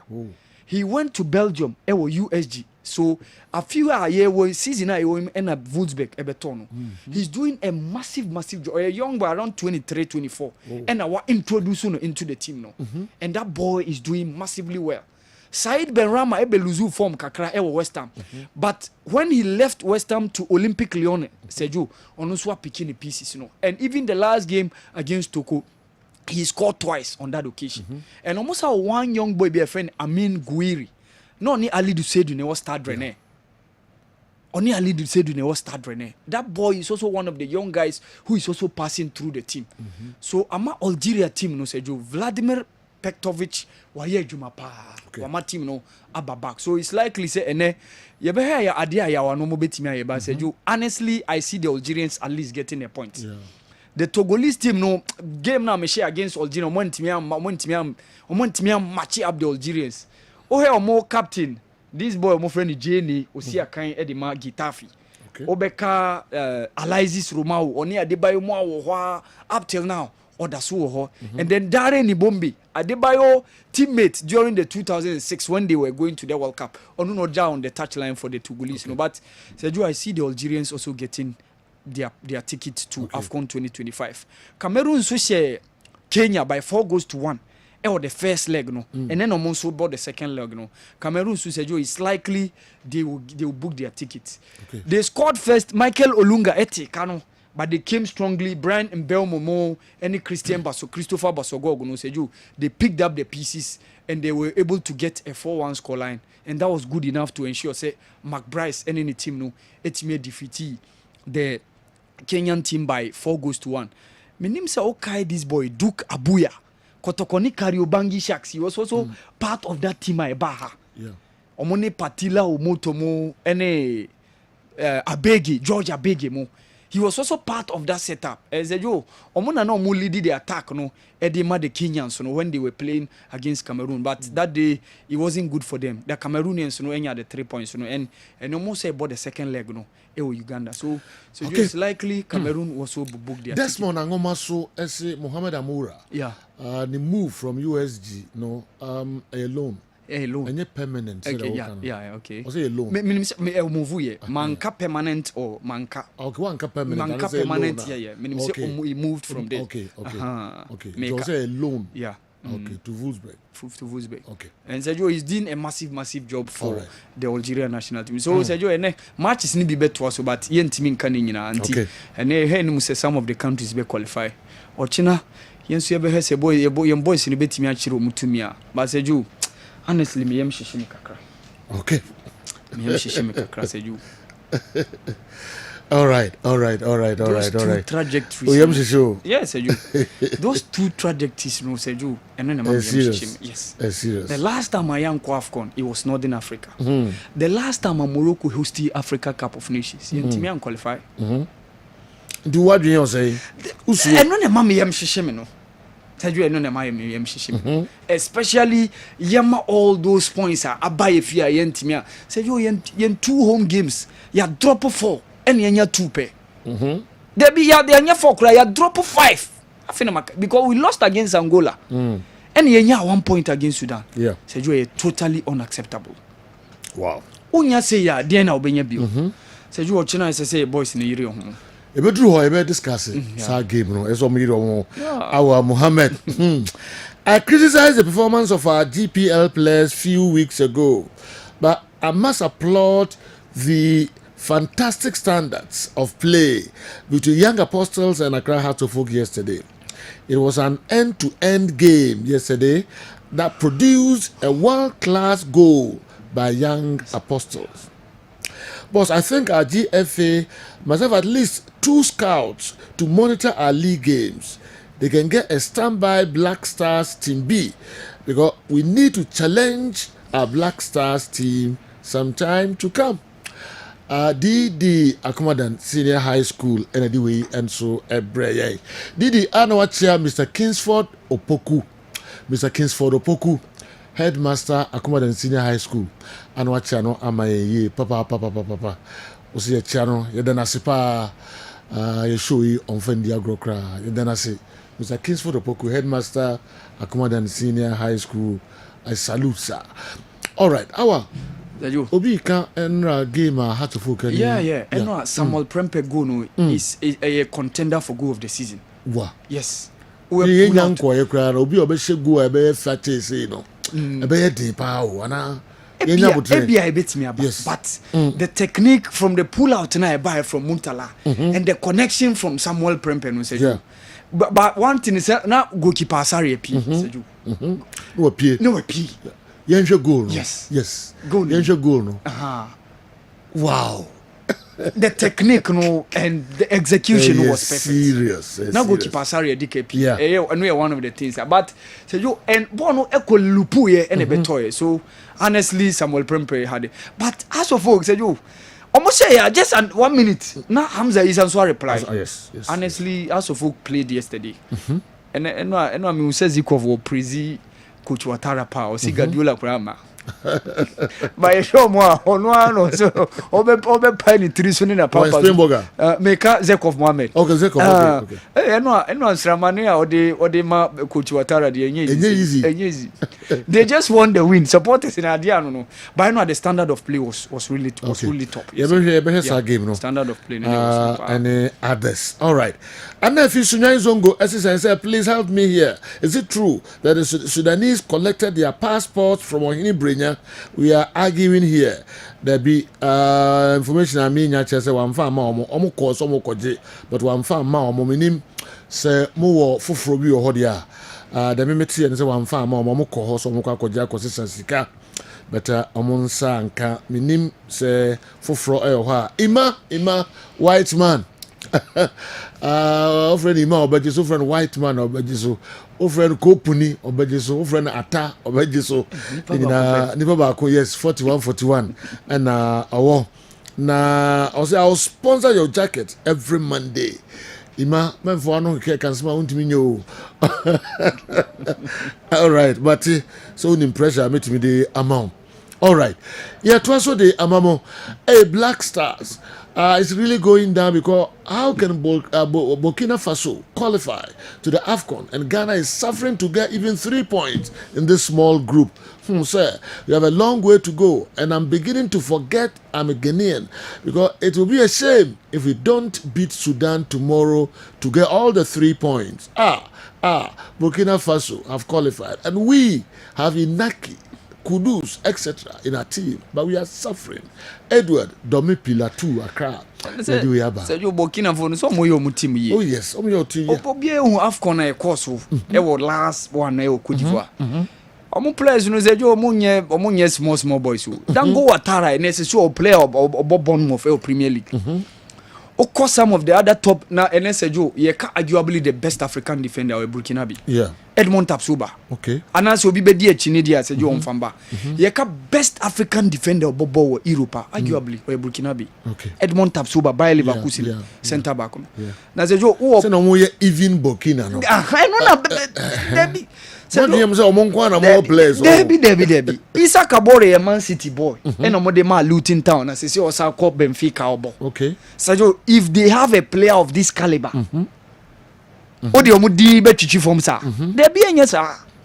Obia owo the likes of Mohamed Konate ono so esi akan e wo Russia. Blati Toure, he was in Sweden before switching owo e wo Pyramid FC. And Obeka Cedric Badolo, no, Omosoka FC Sheriff Tiraspol team, no.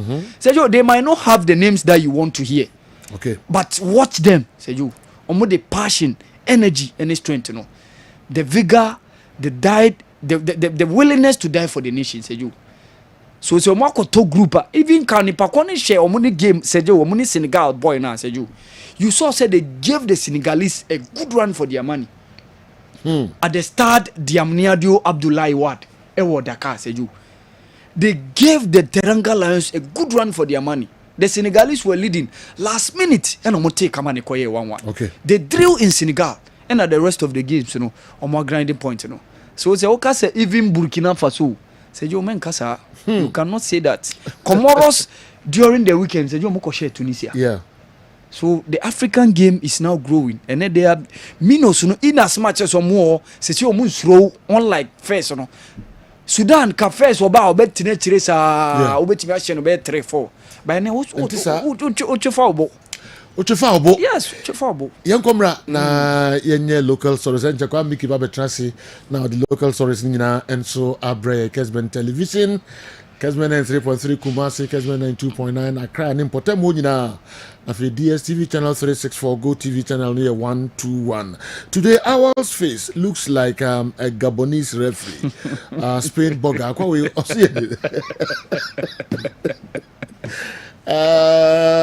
Tony Spain Boga some zezi moko chini baby. Minima the hands Spain Boga no. So ni Fulani girl no. Yes. On Spain Boga no. Yes. Na fi woman role na ehun. A week of chin boko ni Fulani girl. Yes. That's Spain Boga no. Spain Boga. Oh yeah, the Cote d'Ivoire. Yes. Na ade akoko ye ya.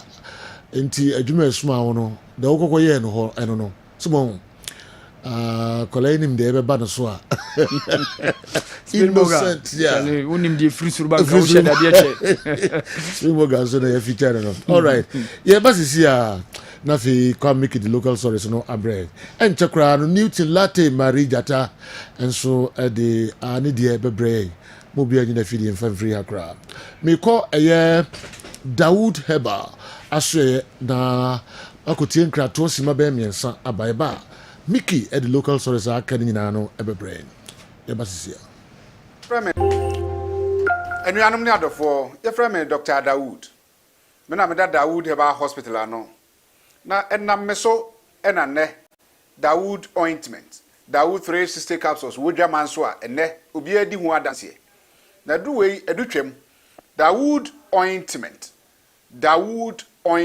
o se fatwi na ebeko ofa Dawood 360 capsules or cc na ade wom na drum yenu wei adwuma bom obi a osisi ye o yapa de obeye ne se o de Dawood ointment no etwitwe osisi na anopa ene anwumre a na nsa bia no na o de bia bo asawa obetimi de atua udware wi a fa Dawood ointment o de te ne fa sra ta bre kro na no na wonom Dawood 360 capsules no anopa ene anwumre na danse na ba amane o de enko na enko ti adanse ni bi Dawood ointment edrowe me straighten and welding the toda me podjuma na me honam nyina me hu bibi enyi ba se minya sa Dawood ointment we na mtwitwi a na no paso minya Dawood 360 na me no mo a ese kwa le me ye adwuma kwa se kane no te drowe de edima se mama no be di so asema mama electrician na ye adwuma ekofia yentimi na Dawood ointment so ye adwuma na obra okodru fia fa twitwi ade be che no na wo hwa ye den Dawood ointment fa twi keke na ebeko drum yusu ahode pama metimi gba adwuma bibi e kama am ye Dawood 360 capsules and Dawood ointment o memre we no na do we no so twitwi wa aposo ebe ma ya oni na afi wo ma de che otwi be boduma Dawood ointment fa twi na ebeko da bia amafo company de wo ka musa ko spreader me secret na nu ani ebudo na ani Dawood ointment ene papa me sole anopa me di twitwi me sisi achi me babia he me ntebre secret ni nie ti so person to say me a we use Dawood ointment that's the secret of my taxi driving me a transmission gearbox specialist ejuma me ye en kan na me pega ade a na me nsakura antimi pega na asa me ma ade so na lock me sisi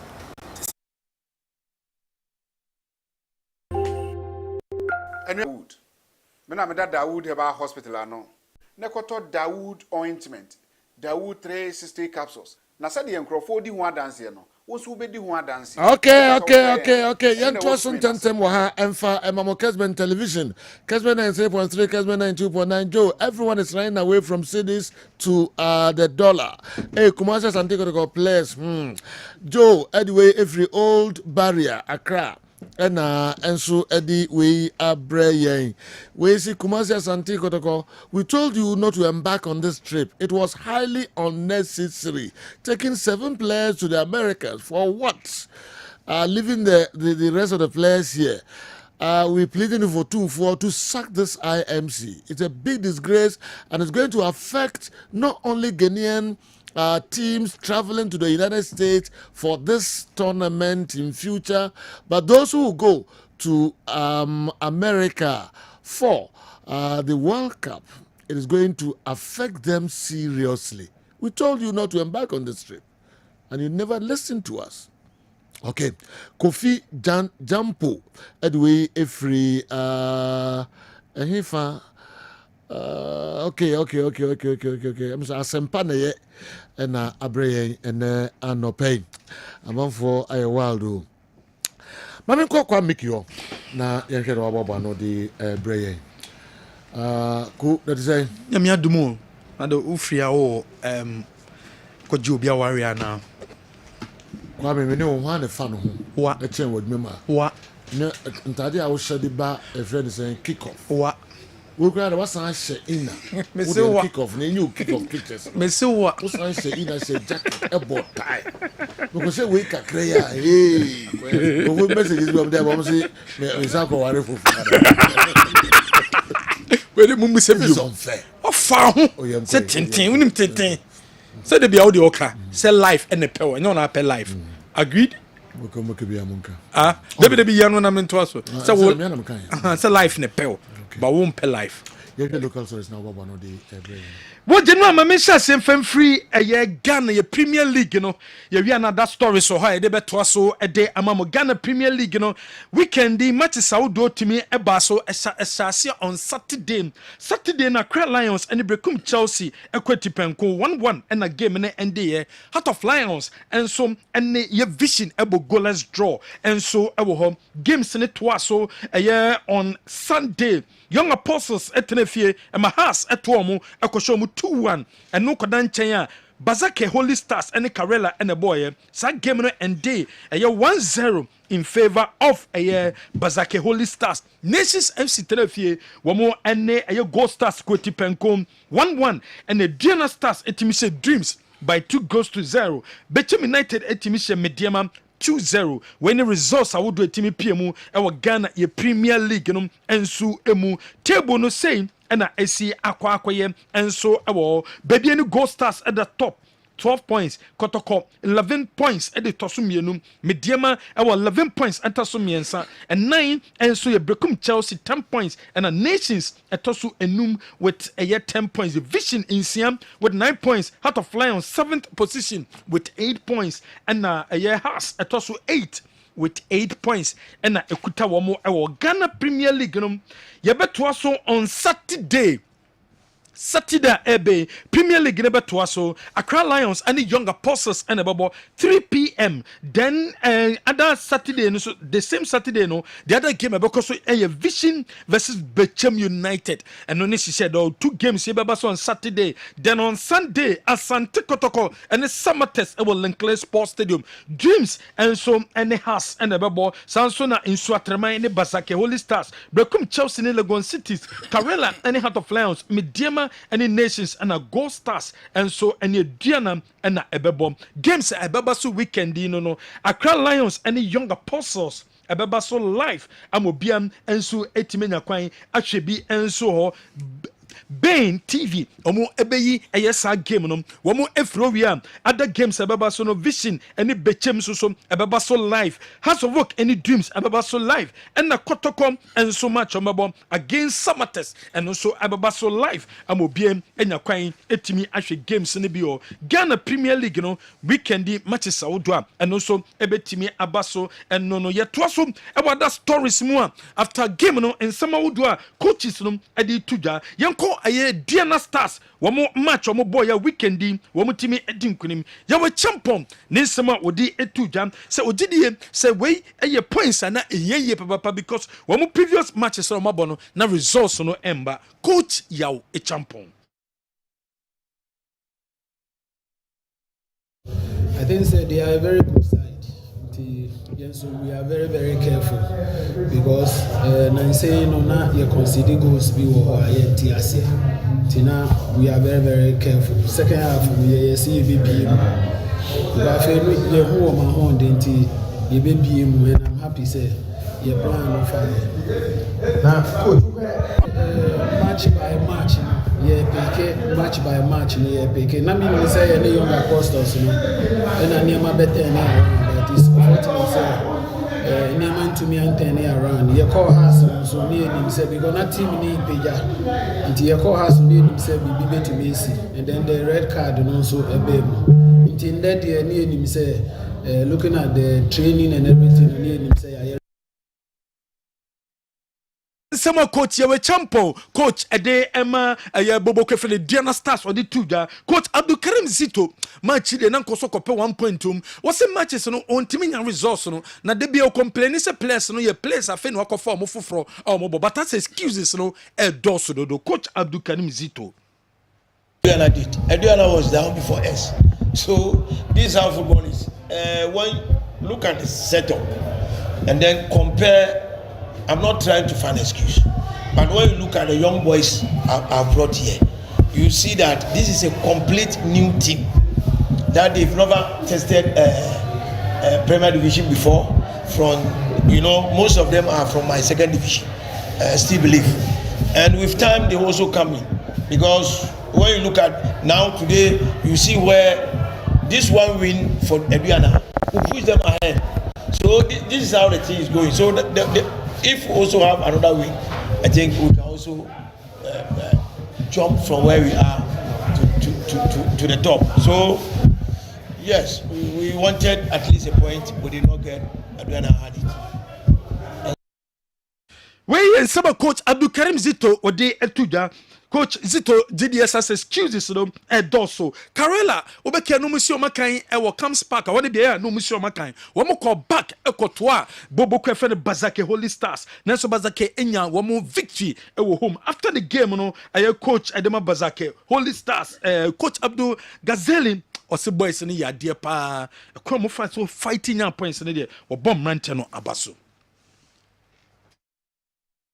We have lost about 3 matches in a row, and today's game was very vital for us to pick 3 points in order to get ourselves back.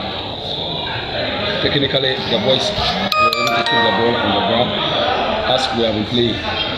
Tactically, we have changed our system in a little bit. We were able to cope with it. And you could see Abanga and then Prince Tunebua running into the middle to pick up the balls and take the players in. Because I know the Kerala team very well. I know their centre backs and I know what we can do to always get them on their toes. The players played very well from the blast of the whistle to the end. You could see that they Bazake Holy Stars coach Abdul Gazeli Nensemodi to the Jimmy Kobla coach also disappointed say women team enya sa results no abremu kopiemu omene Karela and Sukosia. Observe the game and we came in strongly. I mean, decent chances. But I think we should give credit to the goalkeeper. He did very well. And so that is football. Yeah, very, very. Because at that time, I think we should go home with at least a point if we don't score. And so I'll be disappointed, but what can you do? Because we observed the game. Jimmy Kobla coach at the Macarella Boboko no coach at the Emma Bobo Kwefe Brekum Chelsea coach Samobodu one also at the same tuda after woman Accra Lions game no. You be fun say a game and Debian so I say being a coach that's also the strength of the opponent then you plan towards it. Yeah, I not game plan you say they run a lot and they possess a lot. So we shouldn't allow them to do what they want. So we have to decide for them. But it's quite unfortunate we conceded that ball situation. So after conceding, then I told them to go all out so that we came back and said Babe T Kano. But now I say they cried they can show more first. We have chance in here say nah that's football. The chance in the banner say no opponent in here be punish. After punishing also no Nkolano coming back and so now a great. Say omutimi eya de so mbetika I make sure mo say omon support team no because team no e omo dia e kroni dia anti mo munja ye chidie say ko bia na ihu omo kra nipa ba ko mienu kra na e motivate we the technical team and the playing body as well until yes omon support mistakes beba e ba omon fanche na ye kasa ba e be correct all the mistakes no na coach Edema Brekum Chelsea Nensemodi to coach Ibrahim Tanko on also results in Sedanko ye also did he say place I would do my free team no makono affect you me papa I would this season my game no na a tough year pa. Na enim say match in be tough Brekum Chelsea are lose game this season and ohwe their squad you know we are very very experienced squad and me taka you lose be 8-9 players and we have a very new players in the squad so definitely it's a be time and you know definitely working towards that. The first goal was set pieces, and Ali did very well to score the goal. And maybe after Lusu a bit of concentration because it's the same set pieces that they used to score. So definitely we have to work on it. Work on it. Ibrahim Tanko, coach at the Accra Lions, Mediama Sporting Club after playing draw. Woman Sanso about draw my bra. One more and Bechem United in the Shia coach Niboja Kapo also happy with the results so far. Nessa Ekano.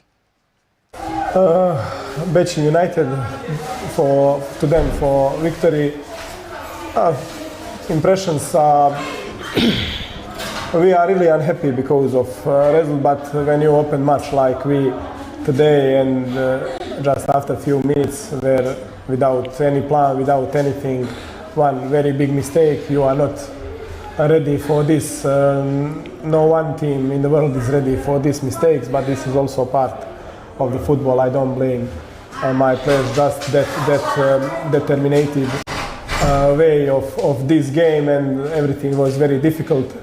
We were trying to create something in first half, in second half, but also intention of my players after this goal and positions little forward, open too big space for Bechin's player where they are very, very good and maybe one of the best teams in Ghana after transitions, and really that was very difficult. I'm really sorry how we opened match and that really interfered. Mediama Sporting Club after losing to Bechem United and Womu coach ni Boja Kapo what this answer and so etuja has a book equal din kunim 2-1 a year wenchi after many young apostles game no coach Abubakar Watara was a tough game and Omoko din kunim there but a tough game.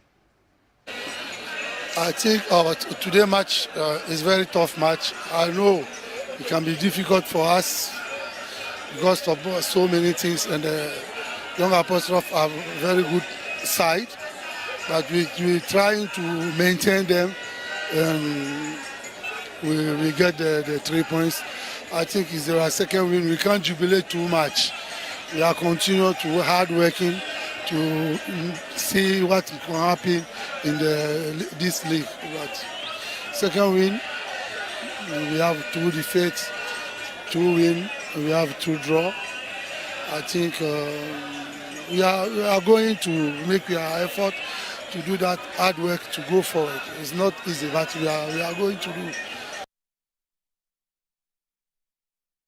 Coach Abubakar Watara Ninsemo wadi etu jana Hazabok fans wamu celebrate ye papa after match no our victory wamu etiminya our young apostles because na young apostles no be enim say match dey omu na beti nkunim nsema wuto and Hazabok fans no wamu di tuja after the game no ebo eye coach no enso abaso yanko the senior national team the Black Stars of Ghana. The Black Stars eno mu free Ghana edo many enso che Libya wamo ekwa prepare towards any Sudan game ebeba so echena 1 p.m. and Ghana ni Sudan ebebo ewo aye Libya chene so Sudan enam aye sentoko ekoso ewo mu kromuti na game no akwakọ piemu ewo Libya eno na Black Stars team no wamo free Ghana wamo akwakodu Libya ne wamo ebe training the same time against ebeba so and then on training ewo Binyana stadium anasa Maranatha stadium woni bia ya wamo ebe training no mo ye training ni wi na chese chena the same venue and against ebetimi abaso ediamon players wamo epiemo kuma so munyina no and join the team na sese make say wamo akwakoduru Libya for that game ebekoso Kumasi Asante Kotoko na wamo ban kofa akensie ni nyina no eyenhihia Kumasi Asante Kotoko eye se Ghana Premier League no entimi ambaso weekendi na koma kensie ebebaso but entimi ambaso no enom take opportunity wamo de boy kofa kensie na so Kotoko team no anasa meka se Ghana select team no womu kopie mu enso ewo America memu over the weekend no womu ebo ankofa against Ghana select aya side no womu any DC United under 18 team and a boy enso ewo hom we eye game a eye Ghana select side no etimi dinkunim 2-1 ewo sa against no enso emu Emmanuel Entry after the game no what did you just game no na eye a tough game there but womu chess more experience. Their core session, their body language of play, and their place for the I think it's very good when in terms of the high pressing without being I think that's one thing we have in mind now, so we go back to our country and also work on it. That's how it goes. I would say we came with a plan, and that's what we did on the field. I think whatever our coach told us to do on the field, we did it, and we got a win. So basically that's it. So you are playing against a team that has been playing together, but your side was put together just in 3 days. How were you able to communicate and then understand the system of the coach ahead of the game? So we are family, we are friends, and we are from Ghana. So I think the training session wasn't anything difficult because we knew each other already. I would say the language barrier was okay because as you can see on the field of play, we were able to communicate to each other, and I think that helped us on the field. How different is this for? Entry oka select side a womo eboye edema Ghana abra over the weekend no yentimi ene this United under 18 team no ene boy coach Ogum ene coach Ghana select side no one so ekasai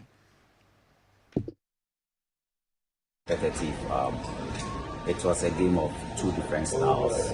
Very athletic side, they want to play the balls behind the defense and try to use the spaces behind the defense and then bring in the crosses. But then we also try to slow the game down because we realized the athleticism was so much to the advantage. So whilst they were trying to speed up the game, we tried to also control and manage the game.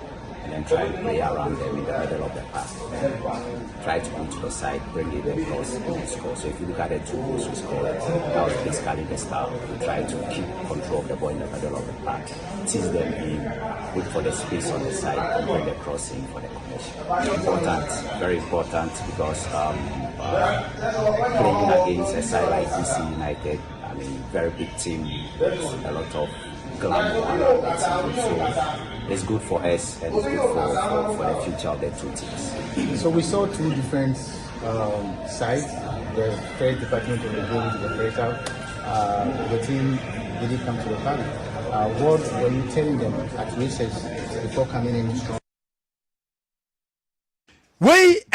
Coach Edema Ghana select side players omusi akan no eye Mohamed Kamara and da pomu Justice Blay Ebobi eye Joe Van Dijk Osiakan ni bi Samba O'Neil Emmanuel Entry Geoffrey Owusu Hafiz Ibrahim Elvis Chebafo Alasa Benin Osiakan ni bi Amankwatia Davis Owusu Prempe Harrod Ajimai and that woman in Manta Genoa, Womusia Kano, a day and my Ghana select side, and so a war a year over the weekend. Make us say Timonin am Kwanso Genoa, Womudo many at Ghana ahead of a year preparation, one more Ebabe for weekend games, and so Kumasia Santikoro weekend games, no, one more so Ebetimi Abobi, a channel review committee, one more Ebetanase. So far games are Yabona, one more review games, no, one more Thomas said for some of the referees at channel, one more Piumu a review committee, Nasi, Nafe, one more so in Sambia, one person Busomono, one more Timi Aquaco Yano, or review committee, no, and so I say, on Tiachana and a review committee in Betana, or Thomas, and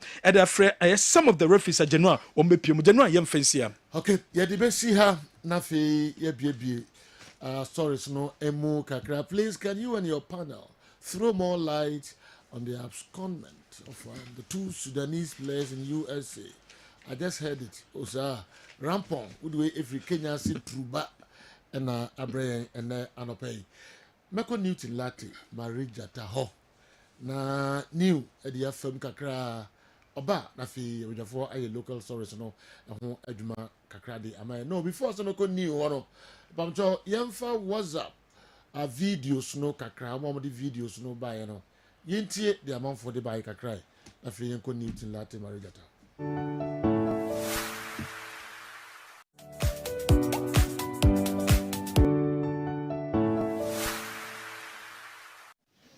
Sergio, good morning. Could be as impressive. Sergio, the Masin, my party, Dima Ghana, my name as impressive. Sergio has a folk. Sa 3 points here against Young Apostles. You come up, a share what Tara say, on keep you on. The results in this, I don't know if you're free. I saw that you'll be Joe, good morning. Your friend me Deco, Anna Alaso. Because of free Amsterdam. Kotoko issue no. Me mintia say player match no player no kura umubi wapra. adentini yɛde ɔmo kɔ ɛma ɔmo kɔ dwane ɛwɔ sɛ yɛbusa ɔmo a ɔmo de players no kɔɔyɛ no because adeɛ no madwene ho a mente aseɛ ni mepɛ sɛ Francanolo ɛyɛ nhwehwɛmu fa saa adeɛ no ma yɛ mente aseɛ na afei bio nso yɛ league no yɛsi 6 week no ho sɛ teams no bi improve House of Folk ɛba so yɛhyerɛ sɛ ɔmo so bɛtumi aba soro na kɔtɔkɔ ne House competition no ama league no mu ayɛ de te sɛ 2000 ba ne nyinaa yɛda ase. Good morning, Sergio. Chia no abidafo nyinaa. Mu sɛ nyame adom bia ho yɛ Newton. Chia opa. Louis ni AK blue. Sem kakra na meka afa kotoko trip no mko America no. Na saa semi a saa trip we hu sem aba mebri but me the message supporters ni nyina ne say me nya abotrema players ni mpanifo no because ya hwe ya o makwa aba nenso ya ebeyi adwen fi league ni so na yakoye en America en players me no dwan en America players me no dwan ama league no asema fayase because say even kran say bia me bobo ni bi na manya visa ena ye kwa me player mani beji na enso ede yakwa ba omo anya bia nko no omo ye professional players omo nim de so mo ye eni kwa say how. Good morning, Sergio. Edika no michia woni watiefo nyina Sergio anopay e from Darren Bell because free Elmina Sergio me pa bon say probia something ya mebe na dom na wafa ne ntuma pefra na yetumi agelege no na mesre mpanifo say amompa strikers a amoba bread say Eric Bequin Imbella Mukwala ani Sonny Yakuba ana emre bi na strikers akotoko wo mo de gidi no omo de as scout me o metimi apebi na kro bi afa ne ntuma pefra damas.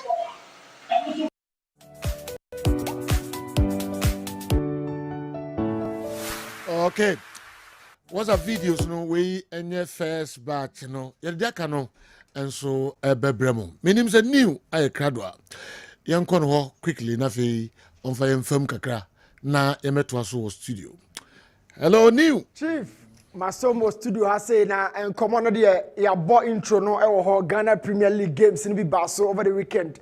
Teams be dropping points ebi mo so etimi enya a rise on the league table but yes starting enkomo no quickly na yenko yenhwe fixtures no Accra Lions and Brekum Chelsea game no na e wo screen so no Heart of Lions and Vision those games no eba so more earlier as in the other part of the game no Lagos Cities Kumasi Asante Kotoko it was postponed.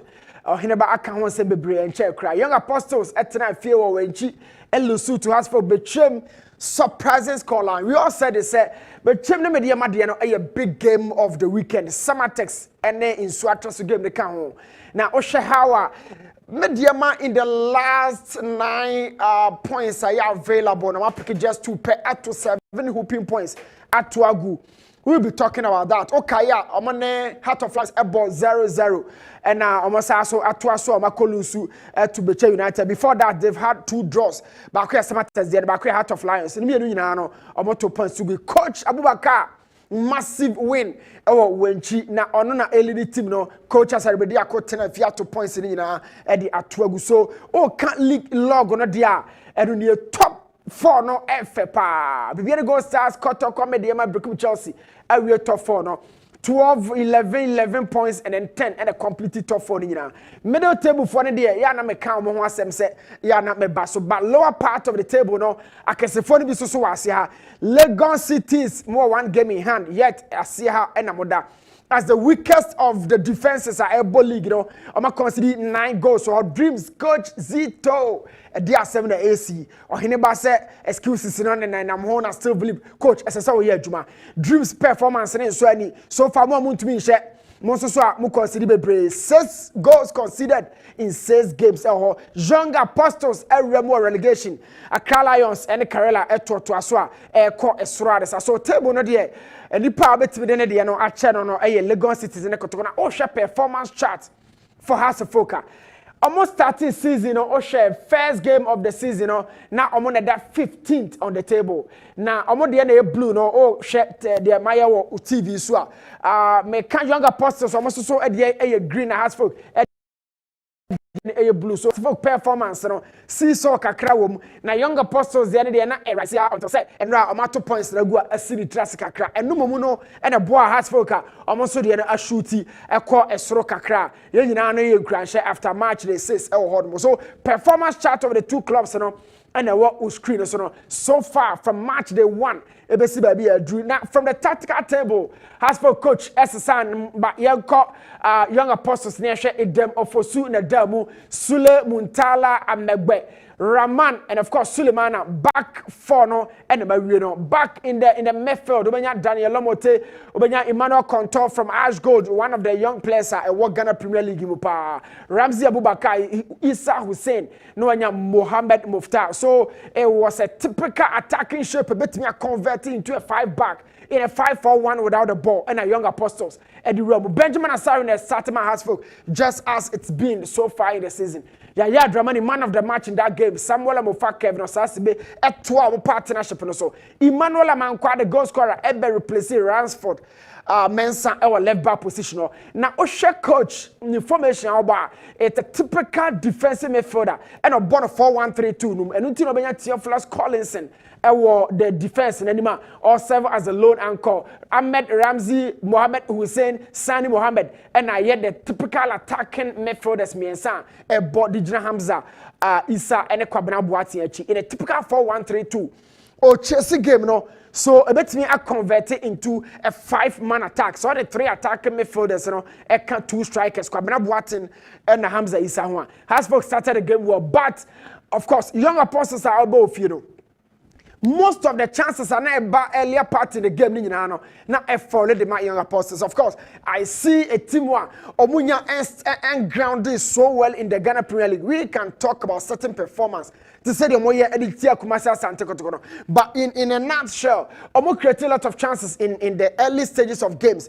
But I want to be killing all the chances. In the final third, Mohammed Muftau, Daniel Lomote, all these 2 guys, any gamer, you expect a chance to create it as for at least Neka almost deserve more than a goal now on Saka. They took early control of the game, but more chances are no creating. I think, in my opinion, Hasbrook showed a lot of solidity in their own defense. It will be a house defense, but who be counter by boy team, about 2-1 defender, 2 defenders, no more marketing more here.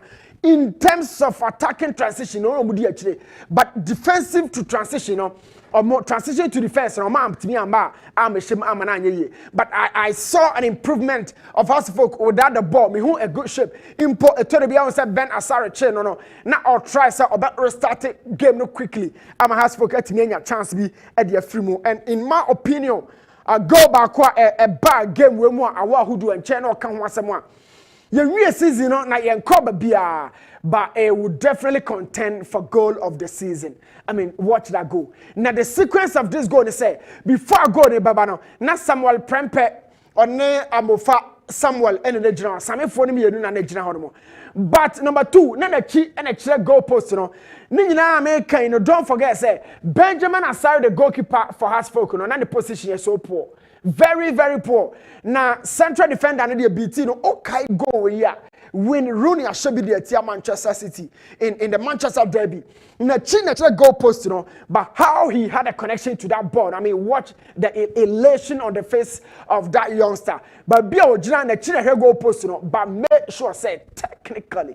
Obenya touch and connection to that ball. And Benjamin Asare, minimum be no appear now or our ball no it be decisive. That's not taking away the credit from this brilliant goal. I mean, go near fair.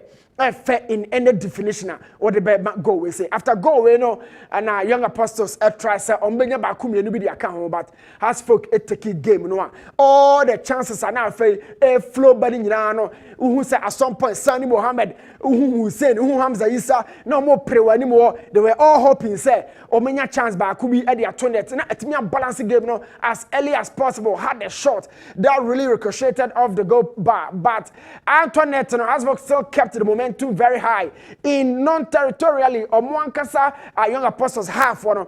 Now has spoke try say on bet dominated, but I keep saying say me as an analyst possession and yadi bebre sa fama me. So has spoke keep ball no down mono. At some point in the game you felt say for ball ne conquer for no more, but you know young apostles putting more blocks behind the ball. The person me say nipa mo share jerseys yellow and green and blue ni nyina no or more ball nachi. It made it very difficult say has spoke bet me penetrating. And there was one moment you know, experience and maturity came to bear, and Yaya Dramani holding on to possession, manipulating young apostle system, no, and Sana quickly as folk in your first goal. So, in talking about this, I think it's high time I has folk a big game we say so. At the build the be going forward because some of the games, you know, I find a drew so far. Now, earlier part of the season, you didn't come be. Now, Mataka has folk our how many strikers, or more Hamza Isa, or more Kasim Sise, or Manya Kwabena Boateng, Samoa Boateng, and Akaho. 4 attackers, and they have the quality to play our league. But the Mudu was saying about the balance you need in the final third. How many of them did the dynamics, you know, Ebeba? Samoa Boateng needs a clinic. Let's talk about this goal. Yaya Dramani, say holding ball for some few seconds. Now, all space, you know, at the atuan with Yama, Sani Mohammed, and Sana, what lay ball with a good cutback. Now, before that, you know, this was Yaya Dramani. Now, Bono, about drop it to space, you know, a Dahodia attacker. No, how did he even identify his space, you know? Me issue with Yaya Dramani, you know, and any offensive intelligence. No, defensively, usually how I am or on to me, man. A Honda me problem. Or share how screen my designer, my every time Biano, I dear social and so say, young apostles falling now on the other side of the defense, but Yaya held on to the possession, action for a while, and Sana when you play a movie. This is the only sensitive area in terms of defending. I'll bet me drop a ball in the atoll. But Odikai caressy ball kakra, and Sana when that space, you know, the Masani Mohammed. I mean, everybody's concentration, we keep saying, fell on the ball. So who was marking out Emmanuel at the goal scorer?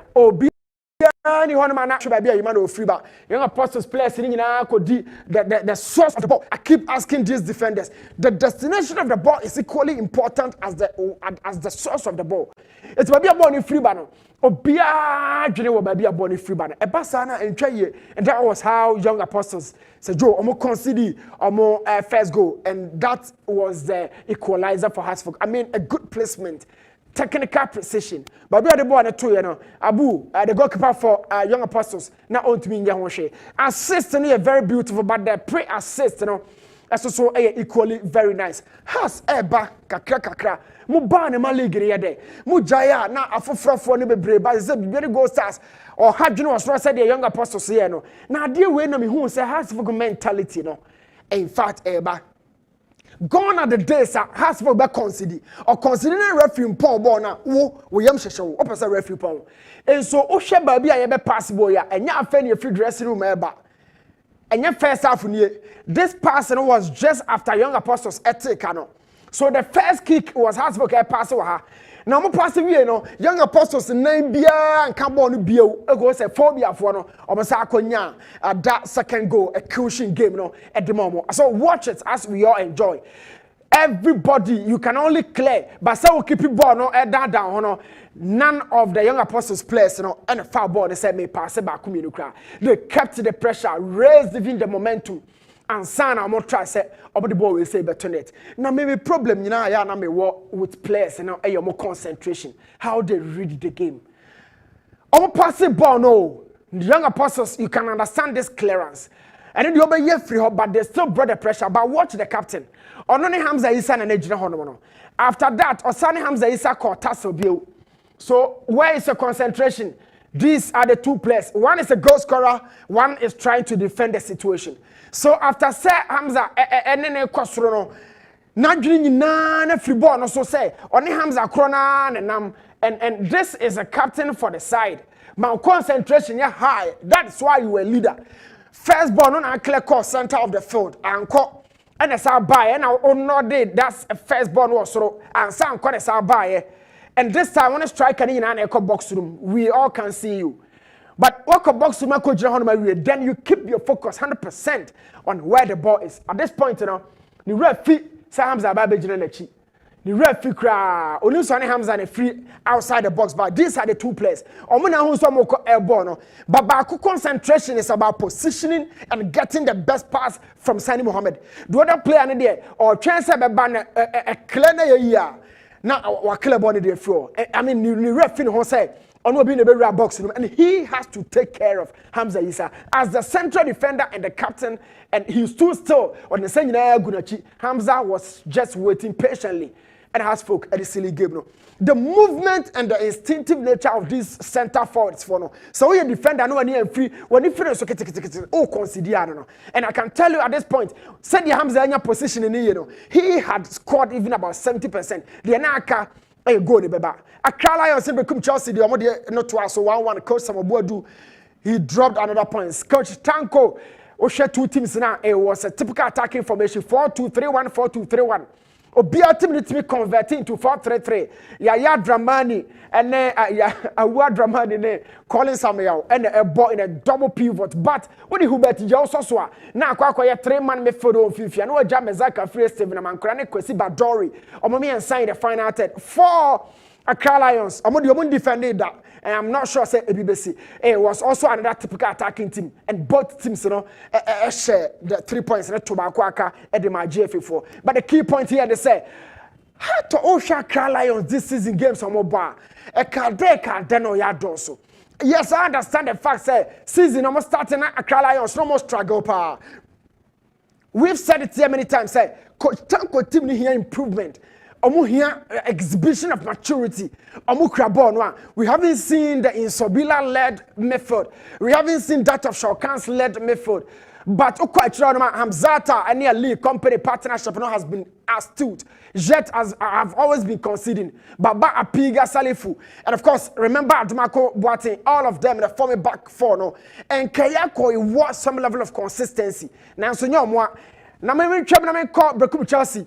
They've been conceding now. Go back while consider a player a pick a ball in the box very much unmarked.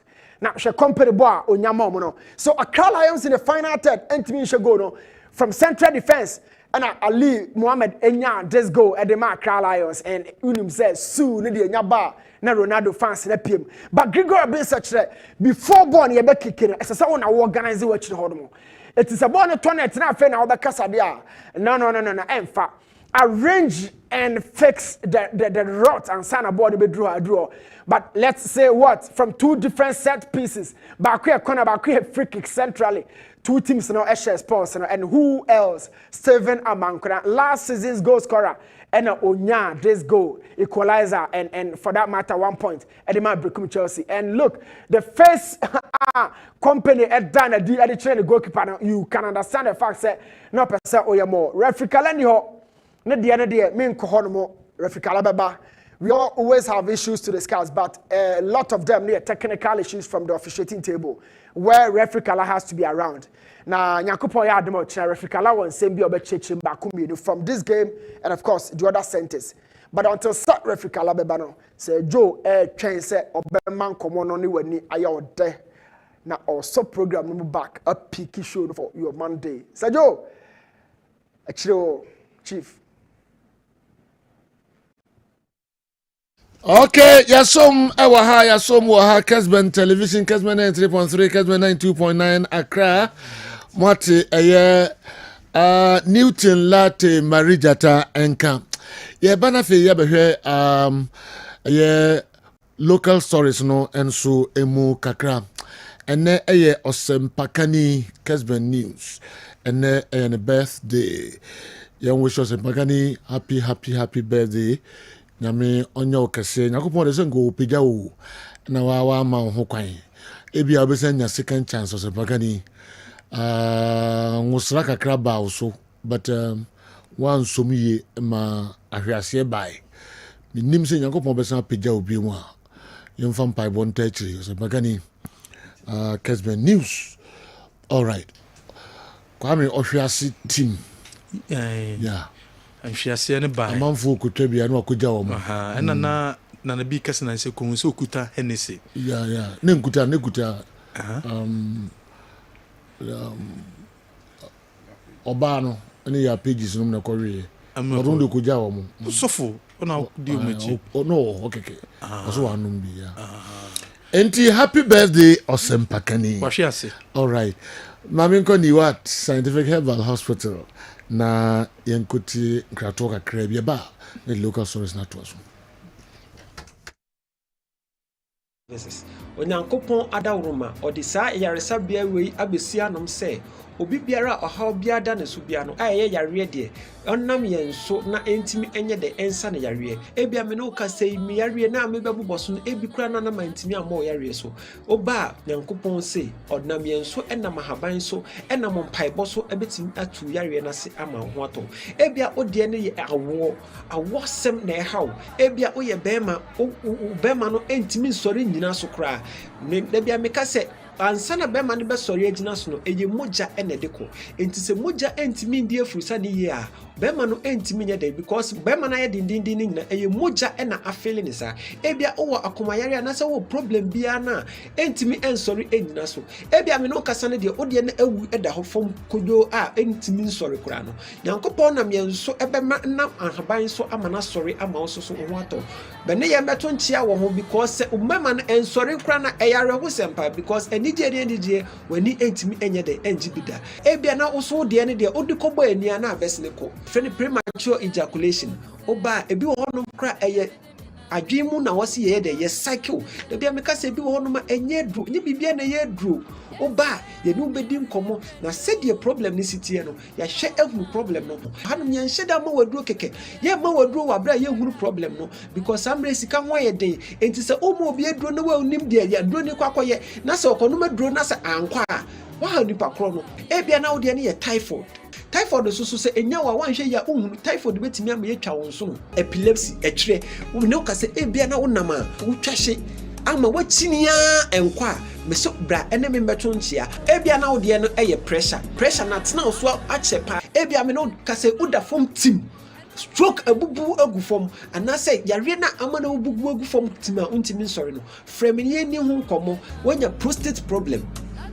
odun so a enyeye anase esi wo prostate cancer na say wo ho crowd of person check say wo prostate no eye adwuma ya oba ye betimi a check am ebia na wo de ne ye eba na wo pede a Nyankopon adom ye betimi adom aboa wo ebia na ma no wo de ne ye fibroid na how me no ka say obi wo no ma the problem pa ye halitosis okasa esenti wo mu pa wo bepie ya so ya no ma ye behwe ba bi e free ba na yetimi de atu ase ama wo ebia wo ko ye so cholesterol ebia wo kidney problem wo liver problem me no ka say ye nuama no omo brebebre infections ha omo enam se ye ni proper hygienic places a ye jaya na se ye junso na se yinti no say infections nko ade a betimi aba ama ye nso so yetimi atutu ama ho ato ebia na wo de ye bone problem unkase mu na hwo papa unkase mu hwo ebia na wo de ye ulcer ye betu ase e de ama me no ka say ebia na wo de ye hernia wo de ye diabetes odi ani ye pressure yare bia ha obia no emre ni ntie bia na mentime mu boy yare ni nyina so ni what scientific clinic ma se atonsu ba bia free ba awo Ghana ha bia oba o se oba atonsu Monaco junction do a number no na wuwu on 0244 087 687 ofre a mema ya ba be fa aba ho udu adansi rural banka opposite pe ene ne mo se signboard ne bo kakraka e ho ni what scientific clinic mo se e ho no mo no ya hyehyɛ ensa crate bebre ho no adansi rural bank opposite Accra, your mile 7, Edeko Tantra Kwan no so no. Janet Corner, your kwa ho pe. Ubedru mile 7 overhead, na ofre ya homa true for no a. Ye betre wo kwan. What scientific clinic? Nyankopon da romanti, wa hoto ebeba. Amen.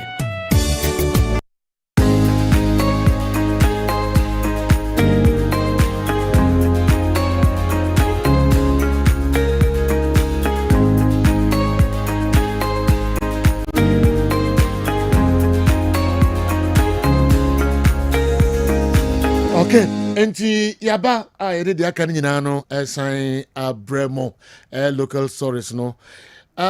Kingsley Tamale also sometimes these whites are right. Because if the Kumasi Asante Kotoko officials couldn't take care of just 7 players and some had to abscond, what would have happened if they had gone with 25 players? The embassy is vindicated and justified. Kingsley Tamale, Daudi Abre, and so I don't know. Meko yes, Safi Bonsun Kwanta. Kudos to Heart of Oak for beating young apostles. Sami Tuga, Safi Bonsu, Kwanta, and Audi and so Abre. Watching the show live at Drobo St. Mary's Hospital, Laboni, Daniel Quadratus. Good morning to you and your Labo crew. All right. Now, Mamisha, local stories. No, I see. Yeah, General Mamindi can a quick one on the league games na a course. No. For me, some share games in a course and a resource and a buy na. Imagine my team of the week. Medebema Accra's Vook. Accra's Vook will be my team of the week because Osha Techiman Park na.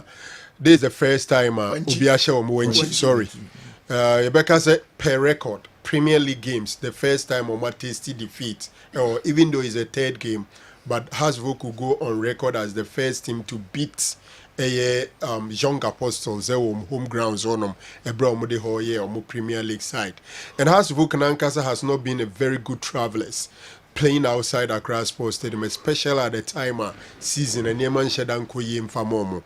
So to go win by 2-1 for me has been good. Omudi can has a first goal and young apostles a share a super goal.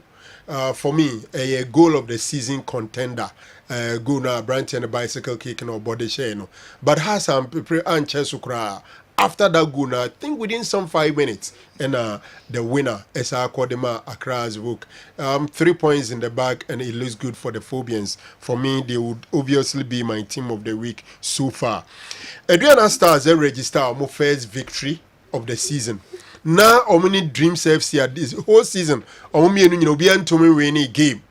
And Adriana registered their first win. 2-0 was the scoreline. Omode Ama Dreams. Asha Omoakotra Baby Dean. General, as I said, Dreams FC coach Saraki Karim Zito Nene Mrantieno Omomo Mani Bre because Yetitia Betiana Chano.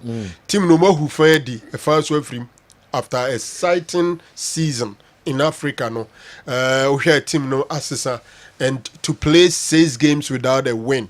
A very, very bad performance for Dreams. In fact, they are the only team about 6 games no Shebi.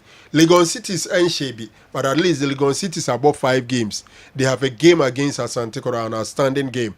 But to play 6 games without a win, for me, a bad performance. Per Dreams Nankasa a standard because they have come to stay in our league. So mama so honum.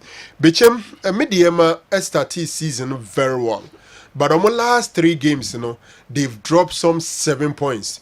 2 drawn games, Nina 0-0, and then they've gone to concede 2 against Bechem. Bechem team, beginning of the season, we can say almost a team, and Sisaya Bum Kakra, until it will take time for them to get to the top. Until as they progress, such teams, they tend to be better or more performance anymore. Until Meka say, Mediema, say Omoshe, especially Uhe Venumania, any the Omo Peso, G League in Omoko Africa now, I think they would have to be up. But general, in all, after 5 games, MZ say you can be the coach from Paul Manson, any Akwesi Edu, any BB, any Gold Stars team, they are doing very well. And yet easy. Say Ubeba Eye Dr. Che no ababo draw. Nations scored first and they equalized. And now Yeka said that by the courtesy of that draw, and nay, team my friend BBN Gold Stars is on top of the league. Even though Asante Kotoko has an outstanding game to play against Legon Cities. Should Kotoko win, it means that Kotoko will come on top. Even a draw is likely to put Kotoko on top of the league table. But so far as you speak there, the BNI Gold Stars are the league leaders. Me top 4 man count. Me top 4 me Asante Kotoko. Me Brekum Chelsea. Me Mediema. And I'm this Samatas. but I think that Coach Frimpong Manson and Crawford had Nations General and team bia no home grounds and baby are picking most points. Yeah. But Nations, I think 3 home games in our board draw. Yeah. It is not good for a coach. Kassim Mingles and then in Crawford no. Home there. On say drop points to home. I say boost supporters grab them. The supporters kakrano mo no. House will be 4 points and they BBN about be 4 points. Their home grounds no is supposed and the home grounds are Sebio stadium ni BBI or media. Yeah. Enti say one to me ama ho anye baby a difficult for away teams to pick pointer was obeyeshi. Obekaya Young Apostles coach Eddie Omuka teams omu the potential to win the league. But so betima winning league now. As I say, we pick home points, so they have to up their game. General, so far, I think the league, is still getting so exciting. Chelsea, so yeah, they say, offer a point against Lions. Some so winning 2-0. And then, General, Udi Agra, Omudi Bayo. And it's good. It's a team up as OAB, the first thing is to sell before home games, points, and 2-0 there. I think so. A emphatic victory. So about so on general. Maybe a banner, a beshe, and the way maybe a beshe Black Stars and a Kotoko Diano Sukakra. Okay, no problem. Kwambema. Yeah. And so kudos to Coach Abubakar Ni Kojo Watara and his boys for properly welcoming Young Apostles to the Ghana Premier League. After drawing Fukasanti Kotoko, they thought they had arrived. Yesterday they met the grandparents of Ghana football and they were properly welcomed. Sergio, Sebi, you see, Okwasia, Jesse number 10. No, Crepa. After watching Sani Ishaq Mohammed in the last 3 games, we now understand why the coach prefers him to Martin Kakari. Sani reminds me of the live wire, Winful Kobna. And per the way this boy and Hussein Mohammed are playing, Kakari and Salim have serious competitions to deal with. Kessben, Accra, and anyway, and so Abrayang. All right, Michael Abebi, your name and Afemin call Andy Kemo. So Coach Prosper. So Coach Prosper Ogum had no shame and also got the guts to grant interview as well as talking about tactics against an under 18 side. Seriously, if he, Ogum, and the Kotoko contingent were professionals enough, there is no way they would have let any of their players feature in that game.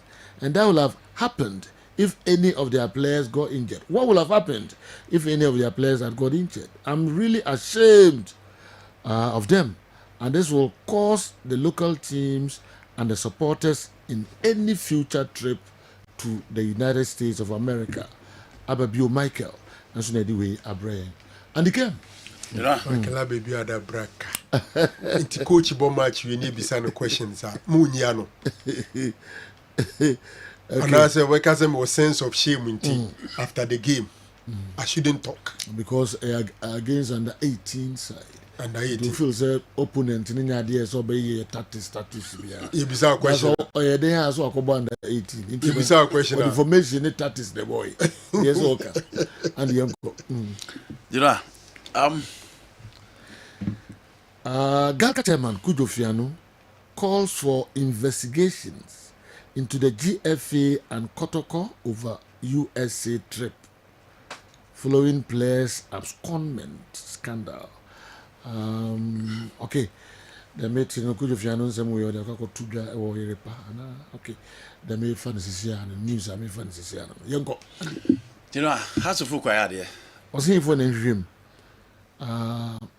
Okay, was it calls for investigations into GFA and Kotoko over the USA trip? All right. The regime, Momba me now almost the opposite is a anti committee. Na regime sim. All right. The good of you so Ubia Fana Drintre Emra and Fahom. And the uncle. The tea committee on Benya allowance as a museum could say the moment. Cotty committee, and Guzere. Committee no me call him for na band. Na and the uncle. Eh, sin uncle see who in the anchor who committee to the Ghanaian. Utiwe committee. Yes, for investigations and investigation to what? To the whole issue. You investigate issue when you don't have the facts. The fact is that they went. The guys have run away. Who investigating when you're then? I read them. What are you looking for? What will be their terms of reference? Their terms of reference will be at the Kunti Akotoko anya the squad, but still almost on because started from war. They explain. And then the Konkwa at the Kunti Akotoko ball ya the 11 players in Ebo. Na Kotoko any full squad almost you be a kabiumunti on the Ombekon, one of the chance free. Now, said there's a release to that. It's still enough to justify because release no almost the bar say the next day no more has a place no can be services omenya so omenya omokotoko mumo wasn't that and I'm saying that same investigation where Hong Kong it started from baby and I'm saying that it start from the word go Isiandi matches now Sevango say general no is on the board okay. You see, Sevango, yeah, match to agreement into the whole project. Yeah, match to agreement. We should understand the whole project in proper perspective. On say, you present issue as if say, Kotokonkwani DC United and Ekobobo. As we speak, Ghana Tourism Board, any I would say, what do you call it? Ministry of Tourism, or many the DC. And I said Washington on partnership is a whole package. The football is an aspect of it. Ghana new Washington partnership. The partnership and it's to advertise people to come back to Ghana and then invest. So almost after returning home was a year of return. The year of return. After the year of return, how do we maximize profit and bring investors to Ghana? Into the Ayonkofa Abeto Ghana and Washington term. Nesenti, Ministry of Foreign Affairs and then Ministry of Tourism, Ewo Ayonkofa Mudi. Into Yaka Ghana for a one momoya sadiano. And your football team no pay. There are several workshops in the Niema Moya as part of the package, you know, mine annually. Omo the football team be free Ghana akoka na ma yonkofano enya the publicity and all those things na den krofo aba Ghana. Then they decided say afimu kotoko ne has mo the winner no ebekwa akosi Ghana nan e was akensi no. Omo say a friend democracy cup for the football aspect no. Yen friend the football democracy cup. And because a football nti they are rolling in the body in Ghana that is responsible for football, in this case Ghana Football Association. Sanity there, Kotokone has about Kotoko Arena. Now, we know all this time, you're about 16 minutes. Okay. The Andy Busana say, football aspect here. Ghana, any US, young Kofa, this anime, you know, because of this senior, the name, Media could be last season. Okay, only 14 players on with my ball and a coy. Continuing in about 14 players on with my ball. The Andy Busana say, I didn't in a football aspect now. Parliament, friends say, tourism, ministry, foreign affairs, when you now involved. So Kotoko and the Enko Jina, friends say, football, the Monkobo. Okay, Marco, Nipa 7 the visa, mom. It didn't in essence almost cockra in the first place. I'm a players on my players on my practice. No means, sir, and now they are with me, others never want to go booby. And I say, mom visa. One Casamunim say, more corner. Visa, passports in our secretariat. There is nowhere on Benya visas about. I am synonym. Didn't I still? I'm some Bacobo. I do background, we put on to me Mobica. What was the motivation? Sitting tonight, knowing, say, I the same team account. But question, Minya, okay. I'm not justifying. So I am Sinica say. Na omunim say a friend say organizers no omo the others no be banti di kan no omo form ra omo afọ ma e be boycott no ahwan ni na no it is neither here nor there it is never true so no omunim say e bi ba be kan no omunim say bi ntimi be kan they remo man and more because time I no mo kuru na passport nya na okuruma in this I release them the buy and cry in the first place from the bedada nya na cry. They knew say others in enough visas no. Didn't some of the survey no about I'm not justifying it, but I'm telling you my understanding of the whole thing. Can I? Yeah. Because me myself when they say Oman Ghana. I say umusisa akensi no. You see, it's a day annual something. The fact that this is what my understanding. The fact that time omuye JC, edi JC free her kwane ade no. Then no more din komobia say anye ye kura no ombebo Ghana select side. Enti samo organizers agi visa amamo etwa take it near the there. When you go and someone anya woman from Amrema who play the Ghana select side, which Ghanaian players? No, one work and was them. Someone for 7 players in the more Ghana select side. Unim say, oh, is that what you saying, sir? That's my assumption. Say if the plan A, yeah, if the plan A doesn't work, the plan B will be that because boycotting the match entirely would destroy the whole project. So okay, yenya visa many panson. Air ticket, everything is ready. If you go, nase dia kana ma meka ho dia, then Kotoko as a football club can play. Is the reason what I'm hearing, if it is confirmed. Say Kotoko decided say said the beya mon konkobo Kotoko dimunti Kotoko team Jason Kraya my first batch and fanko. So that's a second batch and indeed per agreement and Mosi Chinchina Mubenya de Ama Omo Moechene de Aba ye ko ye Jason ye bibi Omombe Bechin say Mutimi de Mo Mudia near the Amu Maba. Said the beya munko Drunanko say the Kotoko Jesse Kobo. And indeed when they went, it was Ghana versus DC United 18, but not Asante Kotoko. The only thing is that some Kotoko players played. Problem, I want who I justify America for the year and Krofumi no could Ghana. Be affect you. Yes. But the bottom line is that you can't even justify saying fans can 30 million visa and can be as 2 guys and they will still not run. They would have still come back to me Ghana. And I make say 30 million Ghana was still possible. Later. Abbas winning but before somebody help him no. Abbas drum ka cry. Ngovuya ya na ngaha kakra so be dey. Akokora bi wo form was won more steps in my ba me nchiaw. O say hayo America no mu dwane ko hayo anam say dem nya hayo. Muni hayo. So muni hayo. Say enra me ka kire. Me ka kire say free. Me ka kire say free shere mpele. If you am baby am free shere mpele. Mu free shere mpele. Ne be mo na hu say bo fruit we be to masa. Pinkaso so pizza so be to pinkaso. Panga via.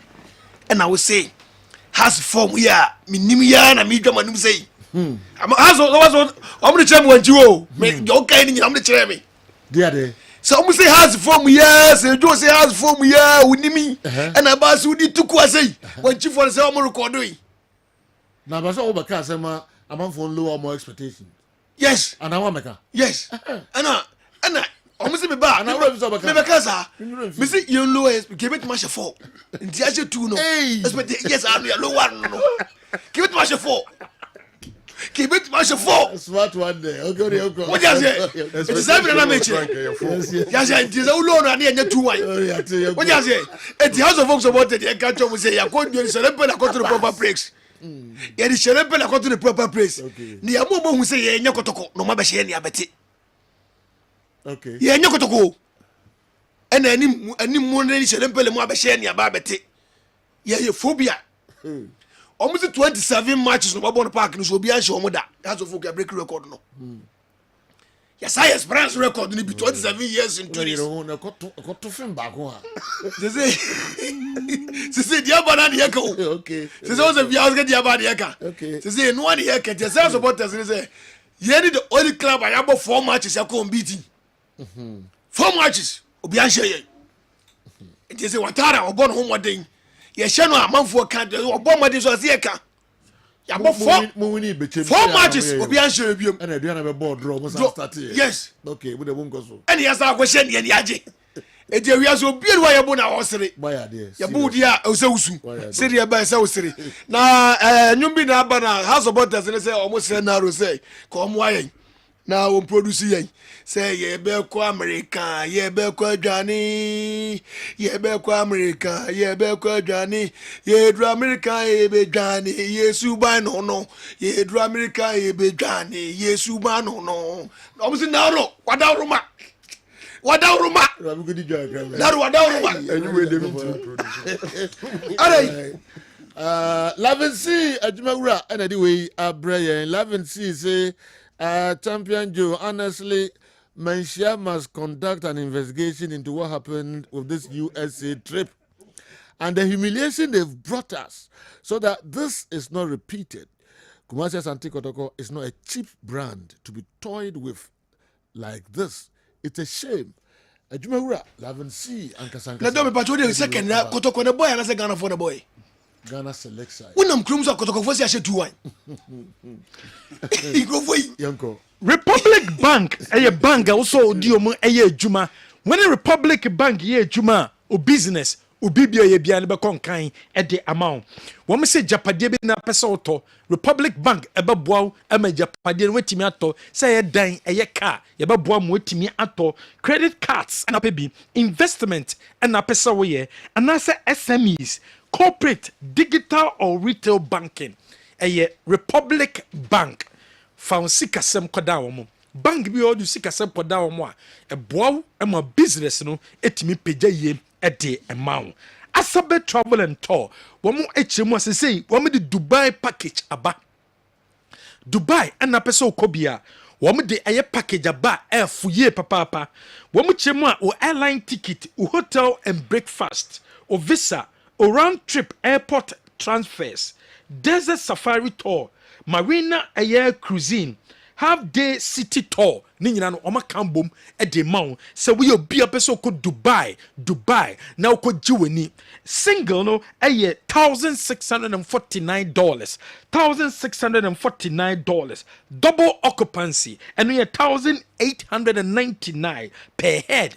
$1,899 per head. And unti opportunity na bam at the amount. We dear for pa faso na for niche Dubai hobby. Abra wo friend wa number way so 02466 03711. 02466 03711 and also do any beche Bantama High Street no building a Atrimamponia Ura Bangomuno sa building mo anyewo Ghana Career and Migration Fair 2021 Jumediano Airbaso na sa Jumedia Baso on the 16th and the 17th of October and a Jumedia Airbaso a Chinechi ya Jumediano Air Koso Golden Bean Hotel ko aye Facebook Ghana European Center Facebook na ko register na ma opportunity will be a pay jumaye obi so waye juma na wo no obe so frim na ko pay juma foforo ya ye beboa anaso bi so we juma na oba ho na obeboa ma so ntimanye juma dia fa wani kire eye Ghana Career and Migration Fair 2024 Airbaso Golden Bean Hotel 16th and 17th of October.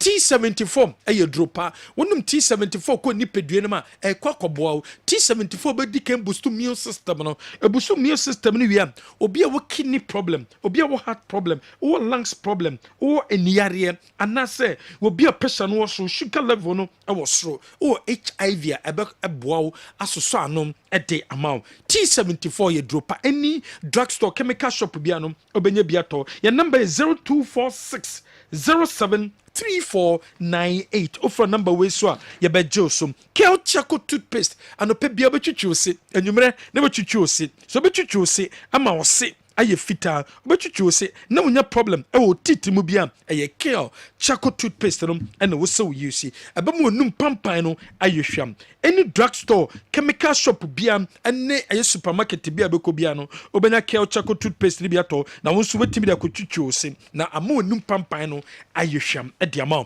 latest foam your partner for life wabrabo mu yonko any latest foam Kope latest foam wamun kunya ni bi na trem V sofa no eye 3,100 Ghana cedis elno enso 6,500 Ghana cedis enu to kope bitom na ekotenem na kunya papa de utenem a wechi nkase no enyo ya unya problem bia enso ewo onipedue ni mu hebaso cream eye cream a make am for dem am kope hebaso cream ni bi na unya hebaso cream ni bia ebeboa wo ye papa hebaso cream enu ni cream a bema wo be apply kitwe bi ewo penis no abra woni oba ebehiem ebema otima certify oba no any drugstore chemical shop obi abeko bia no obenye bi atɔ ɛwɔ hɔ ye wo de osahye mu ene otu mu ne nyina bɔ adwuma pɛ obi osisi oya wo kotodwe woposo ye elephant ointment Sadik Herbal Powder ɛwɔ dwa so ɛbɛboa ma koko ɛha no etu ase ɛde ama fa bi gu aduane bia wodi bia mu elephant herbal mixture wo dwa so obi aye matim na wo sisi yare elephant herbal mixture ɛna Flexon 600 enso dwa so obi a wonya stroke de ebetu ase ɛde ama se de chene nso SG more se menhye Golden more ye bredu se grand opening no eba so ye bia amanfoko eye se menhye Golden more ekohwe sabre de shops ni nyina bibia aye ready cinema ho restaurant ho supermarket ho bibia pebia shops awodoa obenya ntade to nyina mpabo bibia bi ebo semenhia Golden more eninti grand opening no eba so dendenden enunti bomodin nafa uhunwura mu bi enhihia yeye ede atu honie enhihia yeye ede atu honie se enche bia no na concert no eba beba so enunti ewo so timide uhunwura mu bi concert no ebeba so dendenden fa uhunwura mu bi enhihia bia wo peso disubia ewo semenhia Golden more bia no obetimi akọ nyama papa nko ne ton enso ewo semenhia Golden more ye number nie 0553 422830 0553 422830 or for number we so ye bejo so na bibia timi akonkan ede amawo enso ewo hom Reform Healthcare and Research About Center, Wamadaroma, and the Reform Power Capsules, no, and they just so compare Reform Power Capsules in be na emboa we papa, but buon, and my Arabia hinta nipedumo, a bit to a and so at the amount, and no connection the Reform Power Capsules and a Reform Heba Mixture, but unumbomoa, Bema, Obema Nefon, Bema, Ujoson Tentem, a beboa, a meswitcha, and the moba, num femikio 442 plus Reform Heba Power Reform Heba Mixture nibi, then solve problems I would do in and from a general. Okay. Kwamiki. Quickly, Mr. Patrick Owusu, and I am Mr. Patrick Owusu birthday. Mr. Owusu, I am Principal Public Health Officer. Juma, our Regional Disease Control Department, and I am Hofe birthday. Ghana Health Service, Ashanti Region. We a special one cause our wife, Mrs. Jennifer Siama. Juma, Ghana Health Service. Honestly, young wishing Nikuno Patrick Owusu happy birthday. Okay, Auntie, quickly. Ma yantwa so na fei. All right. And now Emmanuela Safua also Juma multi credit Chronom branch. Emmanuela Safua multi credit Chronom branch. And what now Juma. And I also birthday, Manuela. You wish also happy birthday. I mean, you can say they try to cry me deba. Nefi Sunyai Zongo, the senior brother. Your friend Alaji Isa Idrisu, Rodonano, a Thai friend Obo, and they Obo and so birthday. Obo, happy birthday, special one pa every Alaji. Sorry, Nefi Sunyai Zongo. Now. We shall like because okay. Tell me, John, I'm doing. Who John, I'm going. Mdupi. And then about him. Masa, you're careful. John, I'm doing. Are they force? Oh, me, Joe. David and Pato. And then name baby not maybe. Mingo, I'll call me, Joe. Wow, you never be a new team. You understand? So there, the whole year never says about BBOI, very careful. Minko and your force. Ye pejiemu ama breaking the for and so about translate the munina say one of the messages by yentimi and kind true mode videos by yentimi and so nyame aduma enina and so bremo nyakwa bro no ma Sergio me ho ye aden anya mankwa na to mema sintidua aden na wo kwa abuchira na wo di birthday Argentina narrow no share butter gusu. Oh, there be on one more combination to say there with the purple and white. Hey, the matus into there. Say don't want to the person to the hour how. Yakabonwa. Kofi Brandt to me into the hour so come And me said come on ham ya setting to me because says why he ediasem and another bread you order your home be a fatal so I sanity for breaking news in brain said you an uncle fruit plane and who do birthday number never sound but I cregusu na dem be harmai hey bra na fa program no bray na mu nyina se besan ehia no na pepe mrai de extra time media no bra no breaking news up next akra mu nyina